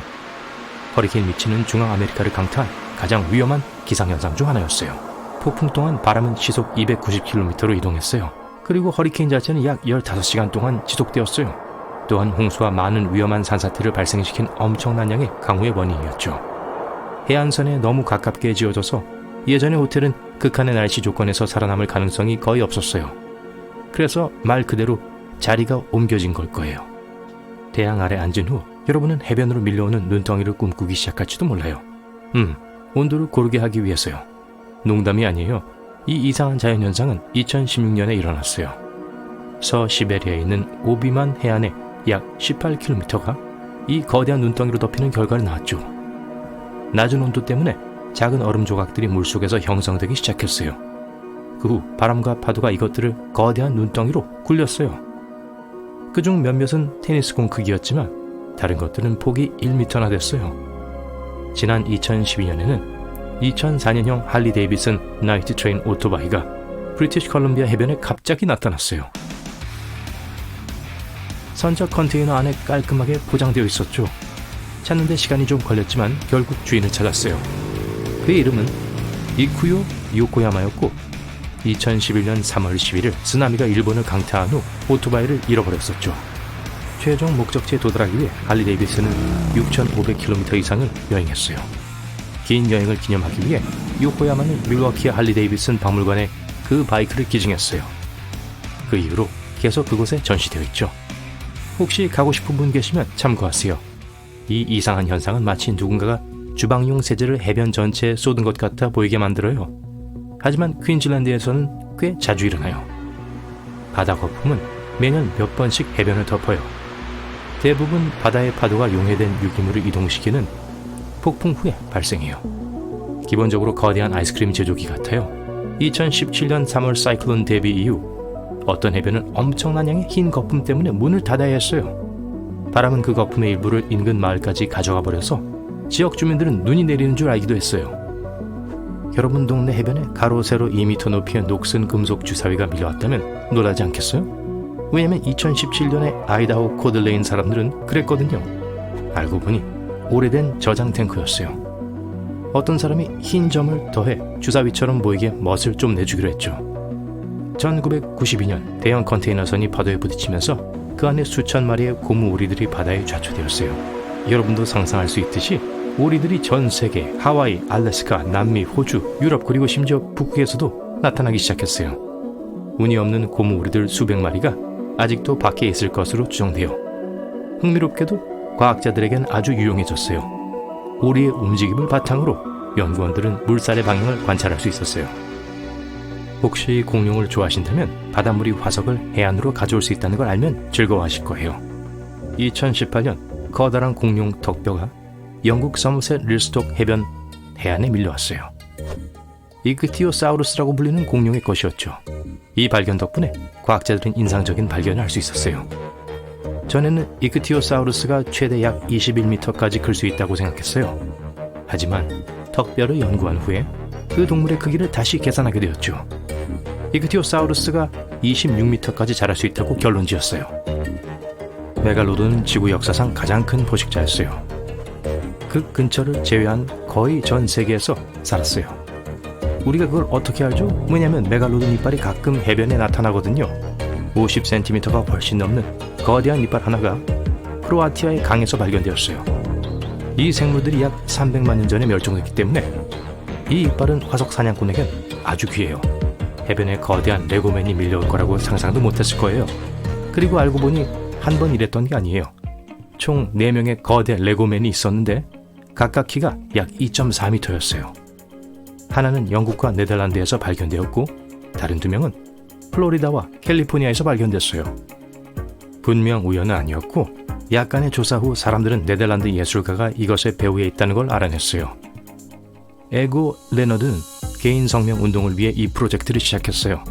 심지어 이것에 대한 짧은 영화가 만들어졌고 당신만큼이나 진짜가 아닌이라는 제목이었죠. 이 문장이 바다에 던져진 4명의 레고맨에 각각 쓰여져 있었어요. 지난 2012년 50통 이상의 편지 뭉치가 뉴저지 애틀랜틱 하일랜드 해변에 떠밀려왔어요. 허리케인 샌디가 그 지역을 강타한 직후의 일이었죠. 한 14살 소년이 이 편지들을 발견하고 엄마에게 주었어요. 그녀는 편지에 너무 감동받아 조심스럽게 말려 주인에게 돌려주기로 결심해요. 편지는 도로시와 린이라는 두 사람의 편지였어요. 그 둘은 1942년과 1948년 사이에 사귀었어요. 마지막 편지는 그들의 결혼식 일주일 전에 쓰였어요. 온라인 족보 사이트의 도움으로 그녀는 도로시에게 연락했고 그 편지를 양로원에 살고 있는 88세 여성에게 돌려주었어요. 여러분은 캘리포니아의 메머드 호수의 가파른 산으로 하이킹을 가고 있습니다. 지형이 험준하고 까다롭네요. 눈 때문에 걷기가 더 힘들어요. 하이킹 도중에 뭔가 특이한 걸 발견하게 됩니다. 멀리서 보면 바위 투성이의 땅에 뭔가가 흩어져 있는 게 보여요. 더 정확하게 보기 위해 조금 더 가까이 걸어가니 비행기의 잔으로 보이는 게 있네요. 알고 보니 그 잔에는 신기록을 세운 조종사 스티브 포셋의 것인 걸로 밝혀졌어요. 당국이 거의 1년 동안 그를 찾고 있었죠. 아무도 포셋을 찾지 못했고 비행기가 추락한 원인을 설명할 수 없었죠. 숙련된 조종사에겐 정말 쉬운 비행처럼 보였거든요. 과연 그에게 무슨 일이 일어났을까요? 보시다시피 이 비극적인 사건이 일어나기 몇 년 전에 포셋은 훨씬 더 위험한 일을 시도했었어요. 그는 열기구를 타고 홀로 세계 일주를 하는 최초의 조종사가 되려고 했어요. 작은 컨테이너에서 2주를 보내는 게 상상이 되나요? 단지 세계 기록을 깨기 위해서 말이죠. 궁금하다면 여기 전 세계를 비행하기 위해 필요한 것들이 있어요. 잘 작동하는 내비게이션 시스템, 부유한 후원자, 그리고 지칠 줄 모르는 지구력. 열기구가 가장 오래된 비행체임에도 불구하고 포셋이 그렇게 하기 전까진 아무도 그걸 타고 세계 일주를 못했었어요. 그리고 확실히 쉬운 일은 아니었죠. 포셋이 두 번째로 열기구를 타고 세계 일주 시도를 한 첫 번째 날이에요. 1997년 불안해하는 군중이 세인트루이스에 모여 포셋의 이륙을 기다리고 있어요. 조종사가 활짝 웃으며 스타디움으로 걸어 들어가요. 확실히 불가능한 걸 성취하려는 모험가처럼 보이지 않아요. 하지만 이게 포셋의 인생 여행이에요. 준비를 위해 그는 3,700m의 고도에 적응할 수 있도록 훈련했어요. 그곳의 환경은 까다로워요. 포셋은 가압되지 않은 선실에서 구름 사이를 날고 있습니다. 포셋이 끝까지 해낼 것 같지 않지만 그래도 갑니다. 열기구가 공중으로 발사되어 아래에 있던 군중들이 환호하며 작별을 구하고 있어요. 약 5노트의 바람이 열기구가 들 수 있게 해줘요. 전날 밤 포셋의 히터 중 하나가 고장이 났어요. 선실 밖은 엄청 춥지만 밤을 잘 견뎌내요. 포셋의 비밀 무기는 세계 최초의 열기구 자동 조종 장치예요. 상공에 있으면 외롭고 지속적으로 집중해야 하는 필요성으로 인해 곧 피곤해져요. 밤에는 잠을 자기 위해 자동 조정 장치를 켜요. 컴퓨터로 프로그래밍된 순서로 버너에 불을 붙여 열기구를 비행 경로에 유지하게 해요. 포셋은 고도를 바꾸기 위해 깨어나 버너를 작동시켜야 해요. 3일 후 첫 승리예요. 대서양을 가로질러 날아갔어요. 혼자 비행하고 있지만 지상에서 한 팀이 동행하고 있어요. 그들은 주로 위성을 통해 보내진 이메일로 의사소통을 해요. 첫 주의 마지막에 임무관제센터는 포셋으로부터 경고 이메일을 받게 되어요. 검은 구름이 지평선에 오르고 있어요. 날씨가 불리해지고 있는 것처럼 보이고 있어요. 포셋은 열기구에서 네오를 볼 수 있지만 얼마나 강력한지 예측할 방법은 없어요. 포셋은 위험을 무릅쓰고 구름을 뚫고 날아가기로 단단히 마음먹었어요. 전혀 시야가 확보되지도 않는 지상 305m 상공에서 날고 있었어요. 어떻게든 해냈어요. 비행은 리비아, 이란, 인도를 통해 계속되어요. 이제 그를 막을 수 있는 건 아무것도 없을 것 같았지만 포셋은 이미 지쳐버렸어요. 얼마나 더 버틸 수 있을지 자신이 없어요. 열기구 안에서 식사는 소량만 섭취하고 양동이를 변기로 사용했어요. 안타깝게도 대서양을 건너는 동안 많은 연료를 잃었어요. 인도의 반쯤에서 열기구가 나무에 충돌해요. 그는 세인트루이스의 착륙 지점까지 놀라운 15,500km를 날았어요. 스티브는 목표를 이루지 못했지만 포기하지 않을 거예요. 마침내 성공하기 위해서 포셋은 전략을 바꿀 필요가 있었어요. 그의 새로운 계획은 남반구 위를 나는 것이었어요. 그런 시도를 하는 건 포셋이 처음이었어요. 그의 아이디어는 간단했어요. 지구 남쪽에서 대부분 물 위를 날 거예요. 길을 따라 5개국으로부터 비행 허가를 받으면 되니 더 빨리 비행하는 데 도움이 될 거예요. 만약 여러분이 포셋이 날아간 땅 위에 있었다면 하늘에 떠있는 저 물체가 뭔지 아마 궁금했을 거예요. 포셋이 남아프리카의 케이프타운 위를 날았을 때 50명 이상의 사람들이 이상한 비행 물체를 보았다고 보고했어요. 환상을 실명시켜서 미안한데요. 여러분, 그건 그냥 포셋과 그의 열기구였을 뿐이에요. 남반구를 통해 전 세계를 비행하려던 그의 첫 번째 시도는 거의 성공적이었어요. 운이 좋았죠. 호주에 도착했을 때 그는 약 115노트까지 속도를 올리는데 도움을 준 제트 기류를 탔어요. 그건 가젤이 뛰는 속도의 3배예요. 포셋이 이미 22,000km 이상을 비행하면서 자신의 거리 기록을 깼기 때문에 사기가 높았죠. 그의 발 아래 아름다운 호주의 풍경은 사막과 건조한 호수로 가득 차 있었어요.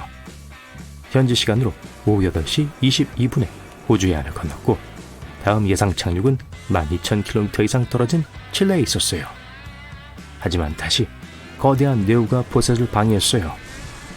폭풍에 들어간 후 열기구는 얼마나 부서지기 쉬운지를 보여줬어요. 번개와 사나운 바람이 열기구를 찢어놨어요. 이번엔 못 버텼어요. 열기구에 불이 붙으면서 포셋은 바다에 빠졌어요. 한 구조대가 포셋을 찾으러 가기 위해 아침까지 기다렸어요. 헤라클레스 항공기가 그를 공해해서 구조했어요. 6번째 시도에서 포셋은 열기구를 타고 세계 일주를 해냈어요. 스피릿 오브 프리덤 열기구는 2주간의 세계 횡단 비행 후 그는 시속 321km 이상의 속도로 비행했고 31,000km 이상을 여행했어요. 포셋이 해냈어요. 열기구를 타고 세계를 횡단한 최초의 단독 비행사였죠. 하지만 그는 거기서 멈추지 않았어요. 이 세계 기록을 깬 직후 그는 다른 교통수단으로 똑같은 걸 해보고 싶어 했어요. 그는 버진 애틀랜틱의 소유주인 리처드 브랜슨에게 후에 버진 애틀랜틱 글로벌 플라이어로 불리는 제트 동력 항공기의 자금을 후원해달라고 설득했어요. 2005년 2월 8일 글로벌 플라이어는 이륙했어요. 약 37,000km의 믿을 수 없는 길인 북회 기선을 일주하기 시작했어요. 운이었든 제주가 좋았든 간에 포셋은 또 다른 세계 기록을 깼어요. 그는 비행 초기에 큰 연료 손실을 극복하고 원래 출발했던 캔자스의 셀리나로 돌아오는 길에 도착했어요. 이 이야기가 여러분도 열기구를 타고 싶게 만들었나요? 포셋은 공중모험과 극한 상황의 전문가였어요. 이건 시에라 네바다 산맥에서의 그의 실종이 미스터리로 가득 찬 이유예요. 그렇게 노련한 파일럿을 추락시키게 만든 그 어떤 일이 일어났던 걸까요? 2007년 9월 3일 포셋은 슈퍼 데카슬론이라는 이름의 단발 엔진 비행기를 타고 네바다 목장에서 이륙했어요. 끔찍한 결과가 되어버린 단조롭고도 한가로운 낮의 비행이었죠. 포셋은 목장으로 돌아오지 못했어요. 수색 구조대가 조종사와 비행기를 찾기 위해 파견되었지만 빈손으로 돌아왔어요. 한 등산객이 1년이 지나서야 메버드 호수 근처에서 포셋의 소지품 중 일부를 발견할 수 있었어요. 그러고 나서 공중 수색 중 3,050m 높이에 있는 포셋의 2인승 비행기의 잔해가 발견되었어요. 이 미스터리는 첨단 기술의 도움으로 해결됐어요. 세계 최초의 육각형 풍등 시설에서 전문가들은 포셋이 비행하던 날의 날씨 상태를 재현했어요. 시에라 네바다 산맥에서 내려온 하강 기류가 그의 비행기를 지상으로 끌어내릴 수 있었는지 알기 위해 노력했죠. 더 작은 비행기 복제품의 도움으로 그들은 충격적인 발견을 했어요. 그날 가시거리는 보통 수준이었지만 바람의 흐름이 비행기를 나뭇잎처럼 불룩하게 만들었어요. 갑작스러운 하강 기류가 포셋의 방향을 흐트러뜨리고 항공기를 통제하기 못하게 해 산으로 바로 추락하게 만들었을 가능성이 높아요. 비행기 엔진은 지상으로 밀어내리는 바람을 이겨낼 만큼 충분히 강력하지 못했어요. 완전 포셋의 통제 밖에 있었던 걸로 밝혀졌죠. 파편의 발견으로 이 불행한 사건은 종결되었어요. 여러분은 아프리카에서 여름 휴가를 보낼 계획을 짜요. 마지막 목적지는 사하라 사막이에요. 대서양에서 홍해까지 뻗어있는 북아프리카에 있는 곳이죠. 낙타를 타고 그 지역의 풍부한 문화에 대해 배울 것을 생각하니 신이 납니다. 여러분은 엄청나게 긴 비행을 마치고 드디어 도착했어요. 세계에서 가장 큰 뜨거운 사막에 왔어요. 이게 920만 제곱킬로미터라는 게 믿어지세요? 여러분은 얼음처럼 차가운 물을 마신 후 첫 번째 모험을 할 준비가 되었어요. 가이드는 여러분에게 선택권을 줘요. 오아시스들이 모여있는 곳을 방문하는데 2주를 보낼지 아니면 진행 중인 지역 미스테리를 해결하는데 도움을 줄지 말이에요.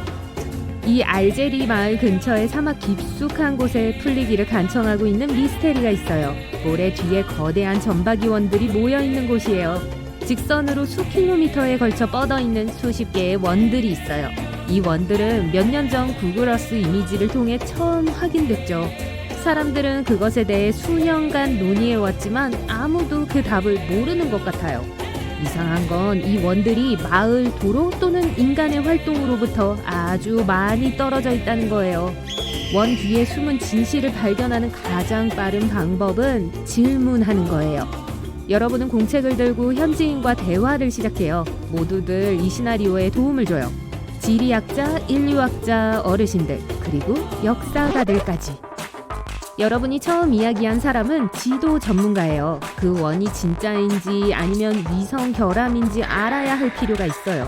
여러분은 결국 구글어스의 위성 사진을 찍는 사람들을 인터뷰하게 됩니다. 원은 정말 거기에 있어요. 여러 해 동안 여러 사진에 등장하고 있어요. 그렇다면 애초에 왜 그것들이 거기에 있는지 이해해보려고 해요. 이틀간의 인터뷰 후에 여러분은 첫 번째 단서를 찾았어요. 이 원들은 석유 활동의 결과일 수 있어요. 전문가들은 이게 왜 말이 되는지 설명했어요. 알제리는 천연 자원이 풍부한 지역이기 때문에 이게 합리적인 추측일 수 있어요. 보통 추출할 가치가 있는 게 있는지 알아보기 위해 회사들은 지진 조사를 수행해요. 지진 조사는 땅에 충격파를 보내 지구의 표면을 분석하는 방법입니다. 이 파동들이 어떻게 되돌아오느냐에 따라 그곳에 뭐가 있는지 알 수 있어요. 특수 차량이 토양을 그렇게 만들었을 수도 있어요. 그래서 우리가 이 미스테리를 푼 건가요? 꼭 그렇진 않아요. 아시다시피 사하라 사막은 지구상에서 가장 건조한 지역 중 하나예요. 여름 평균 기온이 40도가 넘어요. 여기서 살아남기 위해서 사람들은 물에 접근하는 방법을 찾을 필요가 있어요. 그래서 이 원들은 일종의 폐허이거나 고대 우물에서 남겨진 것일 수도 있어요. 다시 말하지만 전 이게 합리적인 추측이라고 말하고 싶어요. 팩트 체크할 준비 됐나요? 일부 인류학자들은 이 원들이 고대 포그가라일 수 있다는 것에 동의하고 있어요. 포그가라는 보통 북아프리카에서 발견되는 2500년 된 관계 시스템의 이름이에요. 또 북아프리카의 다른 지역에서는 카나트라고도 알려져 있죠. 지역 주민들은 지하수를 이용할 수 있을 정도로 높은 곳에서 깊은 우물을 파고냈어요. 그리고 나서 일정한 거리에서 평행한 갱도를 팠어요. 다음으로 그 도시와 우물을 연결하는 지하수로를 팠죠. 중력의 도움만으로 물은 우물에서 도시로 흘러가요. 이 전통적인 기술은 농작물, 가축, 그리고 인간에게 물을 제공해 주었어요. 이 우물들이 인간이 만든 오아시스를 가능하게 만들었다고 칩시다. 심지어 가장 가까운 지방 자치의 이름조차 이게 사실일 수 있다고 암시해요. 포그가렛 에자우이아라는 이름은 사실 이 고대 우물인 포그가라의 이름을 따서 지어졌어요. 이 도출이 아주 정확한 걸로 입증됐죠. 여러분은 직접 보기 위해 그곳을 여행하기로 결정했어요. 시내버스를 타고 뒤에 앉아 편안하게 가요. 알제리 북부의 풍경은 고대의 마을 같아 보이는 걸로 가득 차 있어요. 가는 길에 작은 도시들의 외곽에서 심지어 우물의 폐허도 볼 수 있어요. 구글 위성 이미지를 열면 땅에 카나트가 표시된 걸 볼 수 있어요. 수킬로미터 아래로 이어지는 일련의 구멍들이요. 하지만 도착하자마자 여러분은 틀렸다는 걸 알게 돼요. 카나트에 대한 세계 최고의 전문가들 중 한 명인 데일 라이트풋은 그 원들이 확실히 카나트가 아니라고 말했어요. 위성 사진으로도 이 차이를 확인할 수 있어요. 이런 정말 가까웠는데.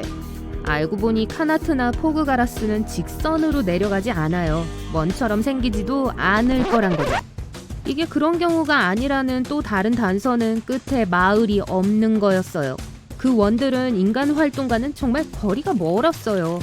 그리고 카나트는 명백히 인간 거주지에 물을 공급하기 위해 지어졌어요. 시도는 좋았네요.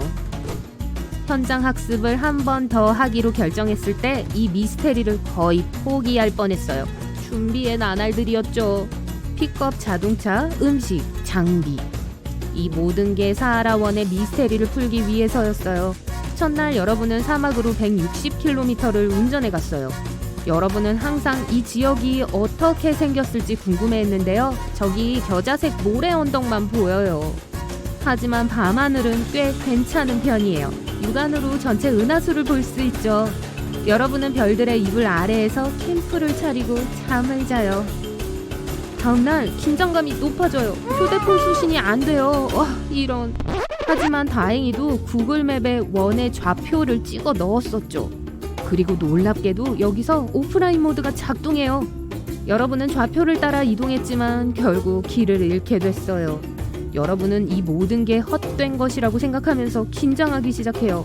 하지만 여러분과 팀원들은 차에 올라타서 폰의 좌표를 지나 몇 킬로미터를 더 운전해가요. 아주 울퉁불퉁한 도로를 달린 후 눈을 믿을 수가 없어요. 저기 있어요. 모래 위에 파놓은 거대한 분화구가요.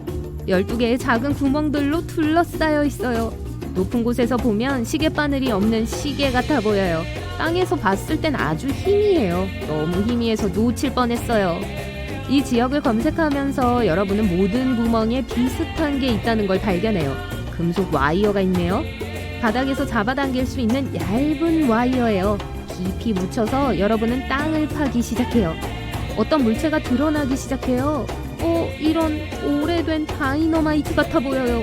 이건 확실히 놀랍네요. 사고를 피하기 위해 땅 파는 건 그만두는 게 좋겠어요. 조사 끝에 만족감을 느끼지만 여전히 호기심이 생겨요. 그 다이너마이트는 뭘 의미하는 걸까요?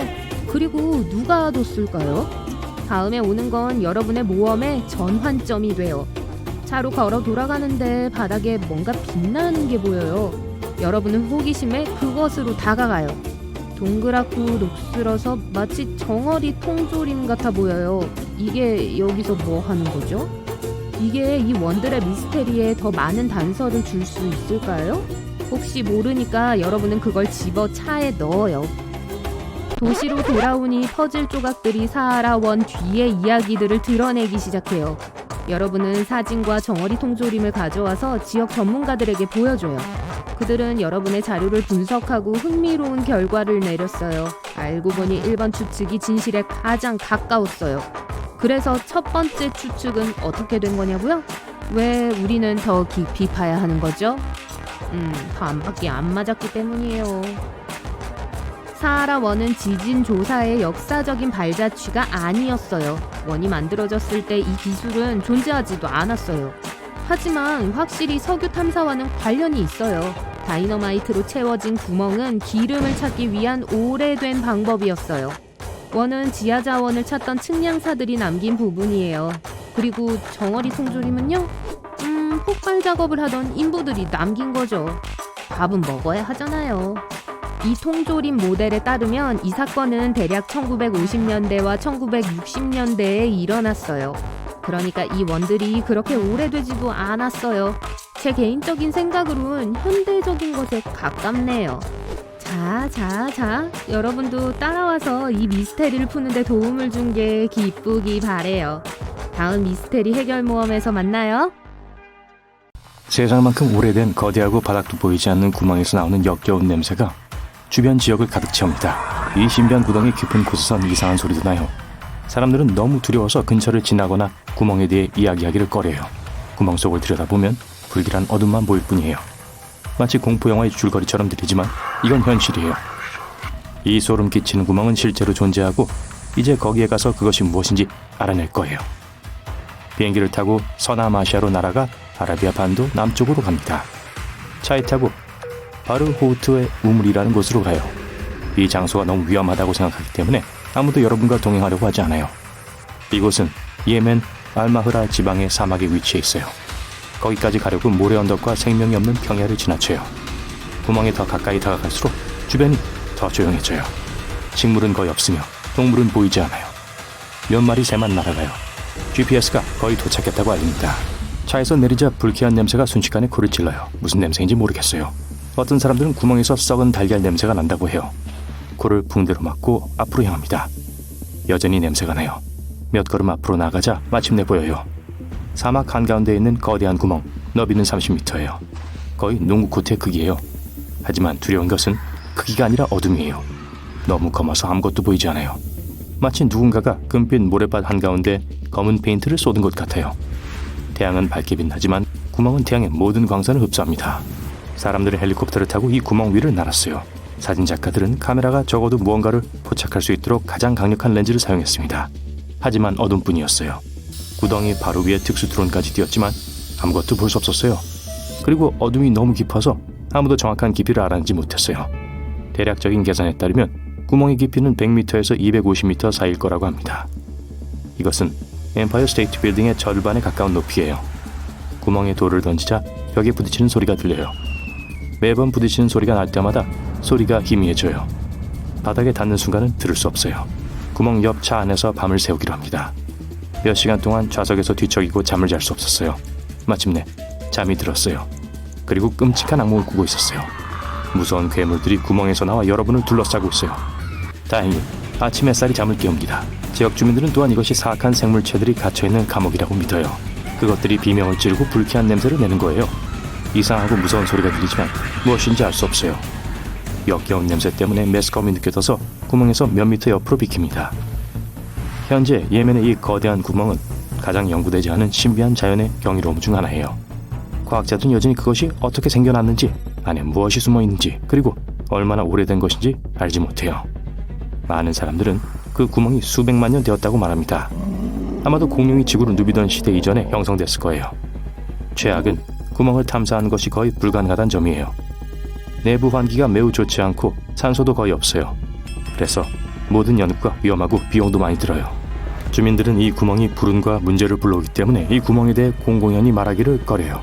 또한 일부 전설에 따르면 바르호우트의 우물은 지구상의 모든 생명체를 위협하고 세계의 종말을 초래할 수 있어요.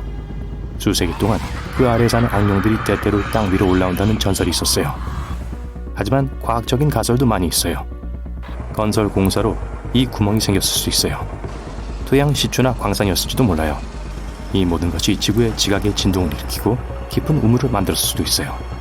전문가들은 석회암 침식, 이동하는 지질염이나 짠물이 이 구덩이를 만들었을 수도 있다고 말합니다. 세상의 종말에 관한 전설과 비슷한 과학 이론도 있어요. 그에 따르면 이 구멍이 휴면 상태인 초화산의 입구라고 합니다. 언제든지 깨어나서 100만 톤의 용암과 화산재를 뿜어낼 수 있어요. 구멍의 신비를 해결하려면 더 많은 연구가 필요할 거예요. 이제 또 다른 신비한 구멍으로 가볼게요. 이번엔 땅이 아닌 물속에 자리 잡고 있어요. 예멘의 뜨거운 모래를 뒤로 하고 벨리지안의 시원한 물속으로 뛰어들어요. 여기서 그레이트 블루홀을 방문할 거예요. 배를 타고 가다 보면 주위의 물은 푸른색이지만 구멍 주변에 들어서면 물이 더욱 어두워집니다. 푸른 바다 한가운데 거대한 검은 구덩이가 있어요. 폭은 300m, 깊이는 120m입니다. 자유의 여신상이 안에 들어가고도 남아요.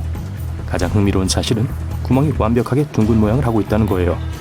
누군가 인공적으로 만들어 거대한 저장고로 사용한 것처럼요. 오랫동안 이 구멍은 우주 기술이나 고대 사라진 문명에 의해 만들어졌다고 생각됐어요. 사막 한가운데 있는 구덩이와는 달리 이 구멍은 안으로 들어갈 수 있어요. 그 일을 해낸 사람들이 있어요. 이 구멍의 인공적인 기원에 대한 이론은 1971년에 사실이 아닌 것으로 밝혀졌어요. 그해 유명한 연구원 자크 쿠스토가 그 안으로 잠수하여 거대한 푸른 구멍이 자연에 의해 만들어졌음을 증명했어요. 구멍은 수십만 년, 아마도 수백만 년 전에 만들어졌을 거예요. 내부에서 발견된 종유석 형성 구조 덕분에 약 2억 년 전 지구상에서 강진이 발생했다는 걸 알게 됐어요. 지각 플랫폼에 변화가 있었어요. 그 후 땅이 더 무너져 깔때기 모양이 생겨났어요. 빙하기 말기 얼음이 녹기 시작했을 때 발생했죠. 그러나 이것은 그저 깊은 구덩이가 아니에요. 내부엔 많은 지하 동굴이 있어요. 쉽게 길을 잃을 수 있는 긴 미로로 되어 있죠. 이 수중 동굴에 뛰어들려면 많은 양의 산소와 이 미로를 잘 알고 있는 전문 잠수부팀이 필요해요. 그래서 잠수복을 입고 산소통 2개를 메고 물속으로 내려갑니다. 처음엔 거북이, 상어, 문어 및 60종 이상의 산호를 포함한 많은 해양 생물을 만나요. 그리고 더 깊이 내려갈수록 구멍이 더 비어 있어요. 매끄러운 벽면에서 복잡한 미로의 입구가 발견됩니다. 침수된 동굴의 종유석과 석순이 매우 흥미로워요. 하지만 동굴로 더 깊이 들어가는 위험을 감수하진 않아요. 이집트 피라미드에서와 마찬가지로 어떤 사람들은 여기서 나가는 길을 찾지 못했어요. 그래서 구멍의 맨 아래까지 내려가기로 합니다. 하지만 특수 잠수함 없이는 할 수 없어요. 특수 잠수함을 빌리려면 많은 돈이 들어요. 아니면 그냥 집에 앉아서 온라인으로 구멍 속 풍경을 감상할 수 있어요. 2018년 말 과학자팀이 블루홀 바닥으로 탐험을 가면서 라이브로 생중계를 했어요. 그들은 새로운 사진을 찍고 첫 3D 지도를 만드는 데 성공했어요. 바닥 가까이서 고드름 형태인 새로운 유형의 종유석이 발견됐어요. 이 종유석들은 블루홀이 물로 가득 차기 전부터 거기 있었어요. 또 깊은 곳에선 황화수소의 두꺼운 층이 발견됐죠. 이 물질은 햇빛을 완전히 흡수해요. 그래서 칠흑 같은 어둠에 놓이게 되죠. 그리고 이 어둠 속 구덩이의 하단부에서 과학자들은 연체동물, 거북이 및 달팽이의 잔해를 발견했어요.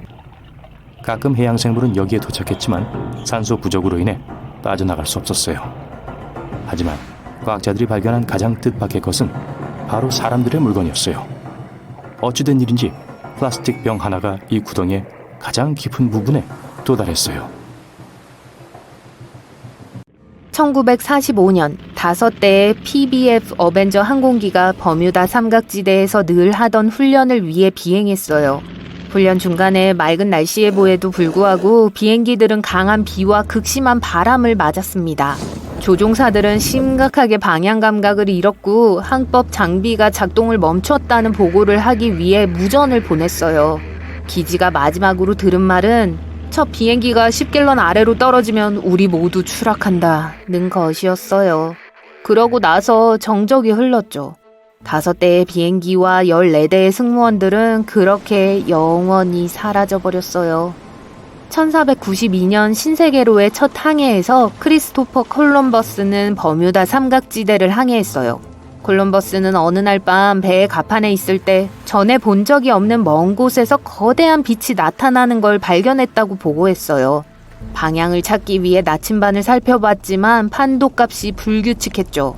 여러분은 아마 어떤 세계 지도에도 버뮤다 삼각지대가 나와 있지 않다는 걸 알아차렸을 거예요. 공식적인 기관들이 그 지역이 실제로 존재한다는 걸 인정하기를 거부하기 때문이에요. 한 인기 있는 이론에 따르면 이상파랑이 이 많은 실종에 책임이 있다고 해요. 과학자들은 이상파랑을 극한의 폭풍 파도라고 불러요. 이것들은 동시에 다양한 날씨 패턴이 일어날 때 발생하는데 예상치 못한 큰 파도를 일으켜요. 목격자들은 이 파도가 거대한 물의 벽 같다고 말했어요. 이 파도라면 왜 배들이 흔적도 남기지 않고 빠르게 가라앉는지를 설명할 수 있어요. 버뮤다 삼각지대는 날씨가 꽤 격렬하고 가늠이 안 되는 곳이에요. 폭풍은 빠르고 예기치 않게 발생했다가 곧 사라져요. 눈 깜빡이는 순간 놓칠 수 있죠. 이게 왜 조난 신호가 거의 없었는지를 설명할 수 있어요. 조종사와 선원들은 날씨가 변할 걸 전혀 예상하지 못했던 거예요. 버뮤다 삼각지대에서 얼마나 많은 배와 비행기가 사라졌는지는 아무도 정확히 알지 못해요. 대략적인 추정은 배 50척과 비행기 20대예요. 대부분의 경우 실종에 대한 아무런 설명도 없었고 잔해도 남지 않았었죠. 버뮤다 삼각지대의 미스테리를 풀려고 한 기이한 이론 중 하나는 찰스 베를리츠로부터 나왔어요. 그는 이 지역이 잃어버린 도시 아틀란티스의 고향이라고 주장했어요. 실종된 배와 비행기, 오작동하는 장비들 모두 그의 주장대로면 아틀란티스의 동력을 공급하는 특별한 에너지 결정체에 의해 방출된 에너지 광선에 의해 야기된 거라고 했죠. 엉뚱하게 들리지만 베를리츠의 이론은 전 세계적으로 2천만 명 이상이 그의 책을 샀을 정도로 충분히 설득력이 있었어요. 1800년 USS 피커링이라고 불리는 대형 범선이 미국에서 서인도로 가는 길을 떠났어요. 배는 90명의 선원들과 함께 버뮤다 삼각지대로 항해했고 다시는 소식을 들을 수 없었죠. USS 피커링은 버뮤다 삼각지대에서 사라진 걸로 확인된 최초의 배예요. 배가 폭풍에 의해 쓸려나간 것 같지만 잔해가 발견되지 않았기 때문에 우린 알 길이 없어요. TBF 어벤져 항공기가 실종되었을 때 대규모 수색 작업이 시행되었어요. 배와 비행기들이 버뮤다 삼각지대에서 항공기의 흔적을 찾기 위해 수색했죠. 수색 중인 보트 중 하나가 PBM-5 메리너 비행정이었어요. 그 비행정은 오후 7시 27분에 비행했고 3분 후에 일상적인 무선 메시지를 호출했어요. 그러고 나서 소식이 영영 끊겼죠. 구조 비행정이나 5대의 어벤져 비행정에 대한 흔적은 발견되지 않았어요. 이 모든 비행정의 실종에 대한 대대적인 조사가 시작되었지만 아무것도 발견되지 않았어요. 이 바다의 특정 지역은 세계에서 가장 왕래가 많은 백길 중 하나예요. 일부 회의론자들은 이 사실이 버뮤다 삼각지대의 미스테리를 풀어준다고 믿어요. 통계적으로 바쁜 지역일수록 사고와 실종 빈도가 높죠. 말이 되긴 하지만 버뮤다 삼각지대의 미스테리는 실종 빈도 때문이 아니라 설명도 또 발견된 잔해도 부족하다는 점 때문이에요. 해저에 부패되고 있는 유기체들은 물 밑에 갇히는 메탄가스를 대량으로 방출해요. 이 가스는 쌓여 있다가 쾅 하고 터질 수 있어요. 가스가 표면으로 솟구치고 분출해요. 만약 배가 터지는 곳 중 한 곳에 있었다면 물은 훨씬 밀도가 더 낮았을 거고 경고도 없이 배를 빠르게 가라앉게 했을 거예요. 과학자들은 이게 버뮤다 삼각지대의 많은 실종의 원인이 될 수 있다고 믿고 있어요. 이 이론이 엄청 말이 되긴 하지만 그럴 가능성은 없어 보여요. 미국 지질조사국은 지난 1500년 동안 이 지역에서 대규모 가스 방출이 일어나지 않았다고 밝혔어요. 해저는 자철석을 많이 함유한 바위로 이루어져 있어요. 철에 가깝죠. 자기장은 해저에 있는 높은 농도의 자철석에 반응하는데 이게 둘 사이에 일종의 충돌을 일으킬 수 있어요. 이게 종종 다양한 날씨 이상을 초래할 수 있고 결과적으로 내비게이션 문제로 이어질 수 있어요. 그리고 당연히 해저의 변화나 지구의 자기장 변화는 버뮤다 삼각지대에 많은 영향을 미쳐요. 자기장이 끊임없이 움직이기 때문에 버뮤다 삼각지대도 같이 끌고 갈 수 있어요. 이제 사람들은 삼각지대가 어디에 있는지 알기 때문에 그걸 피하는 건 쉬워요. 아마도 자기 극과 같이 동쪽으로 이동했을 거라고 생각되지만 과학자들은 아직도 그게 몇 년 안에 정확히 어디에 있게 될지는 답을 내리지 못하고 있어요. 어떤 사람들은 모든 재앙을 지구 밖의 초자연적인 활동 탓으로 돌려요. 어떤 사람들은 격렬한 자연현상 때문이라고 생각하죠. 미시건 호수에 또 다른 삼각지대가 있어요. 버뮤다 근처에 있는 것처럼 미시간 삼각지대도 몇몇 실종으로 음울한 평판을 얻었어요. 처음 기록은 1679년으로 거슬러 올라가요. 그 당시 그중 가장 큰 선박 한 척이 탐험에 나섰는데 일단 불길한 삼각지대에 들어서자 다시는 돌아오지 못했어요. 훨씬 후에 비행기 한 대가 이 삼각지대에서 사라졌어요. 그곳의 하늘은 보통 아주 맑지만 1883년에 어떤 사람들은 거기서 비정상적인 걸 목격했어요. 어떤 사람들은 하늘에서 큰 얼음 덩어리가 떨어지는 걸 봤다고 주장했고 선원들은 심지어 확실한 증거로 얼음 덩어리를 보관하기도 했어요. 한편 태평양 미스테리 지역은 또 다른 삼각지대예요. 도쿄에서 멀지 않은 일본 남해안에는 수많은 배들이 바다에서 흔적도 없이 사라져 운명을 달리한 바다가 있어요. 여길 악마의 삼각지대라고 불러요. 어떤 과학자들은 이 이상현상의 원인이 환경 변화라고 믿어요. 또 태평양 삼각지대의 해저에는 메탄 수화물의 농도가 아주 높아요. 여러분은 원래 항로를 벗어나서 잘못된 방향으로 항해하고 있어요. 삼각지대 근처에는 작은 섬들이 흩어져 있는 카리브해가 있어요. 이곳의 해저는 깊지 않아요. 배는 얕은 물에 들어갈 수 있어요. 이제 배가 모래톱에 갇혔고 여러분은 자신이 어디에 있는지 몰라요. 만약 21세기였다면 배의 선장이 GPS와 다른 현대적인 항법을 사용해 해안에 도착할 수 있었을 거예요. 하지만 가장 흥미로운 건 버뮤다 삼각지대의 영토에서 자북이 이미 오랜 시간 동안 진북과 일치하지 않았기 때문에 이번에는 나침반이 제대로 작동할 거라는 거예요. 무평각선은 여기서 멀리 떨어진 곳에 있어요. 지금은 내비게이션에 아무 문제가 없어요. 하지만 어떤 이유에서인지 여기가 배들이 사라지는 곳이에요. 사실 여기뿐만이 아니에요. 대서양 전역에 걸쳐 수많은 배들이 사라진 곳들이 있어요. 버뮤다 삼각지대는 이런 곳 중 상위 10위 안에 들지도 않아요. 여기서 많은 배들이 사라지는 주요 이유 중 하나는 대서양에서 가장 인기 있는 선박 항로 중 하나가 버뮤다 삼각지대를 통과하기 때문이에요. 그리고 한 곳에 더 많은 배가 있을수록 난파선도 많아지죠. 간단한 확률이죠. 그러다가 점점 이상해져 가요. 다른 이론에 따르면 이 지역에 시공간의 틈이 있다고 해요. 배와 비행기가 이 틈으로 빠져 들어가 과거나 미래로 가게 된다는 거죠. 하지만 어떤 이유에서인지 이 이야기에 대한 단 하나의 증거도 없어요. 어딘가에 틈이 숨겨져 있다고 생각할 이유가 없어요. 외계 문명기지가 버뮤다 삼각지대에 위치해 있다고 해요. 다른 은하에서 온 방문객들은 선원들과 같이 배를 훔쳐 아무도 배의 잔해를 찾지 못하게 하죠. 이것 또한 과학적 근거가 없는 널리 알려진 신화예요. 삼각지대 어딘가에 크라켄이 살고 있어요. 이들은 배를 침몰시키는 거대 오징어이자 선원들 사이에 내려오는 전설이죠. 하지만 거대 오징어는 바다 깊숙한 곳에 살아요. 기차의 반 정도 크기까지 자랄 수 있지만 오징어가 큰 배를 침몰시켰다는 사례는 기록된 적이 없어요. 그리고 버뮤다 삼각지대에는 한 번도 보인 적이 없어요. 옛날 사람들은 이 생명체들의 존재를 몰랐기 때문에 이걸 처음 봤을 때 거대하고 끔찍한 괴물로 묘사한 거예요. 대왕 오징어는 지구상에서 가장 찾기 힘든 생물 중 하나인데 과학자들은 이들을 찾기 위해 수중 음파 탐지기 장비를 써야 했어요. 오징어들은 어두운 심해를 벗어나는 걸 좋아하지 않고 배에서 나는 소리도 무서워할 거예요.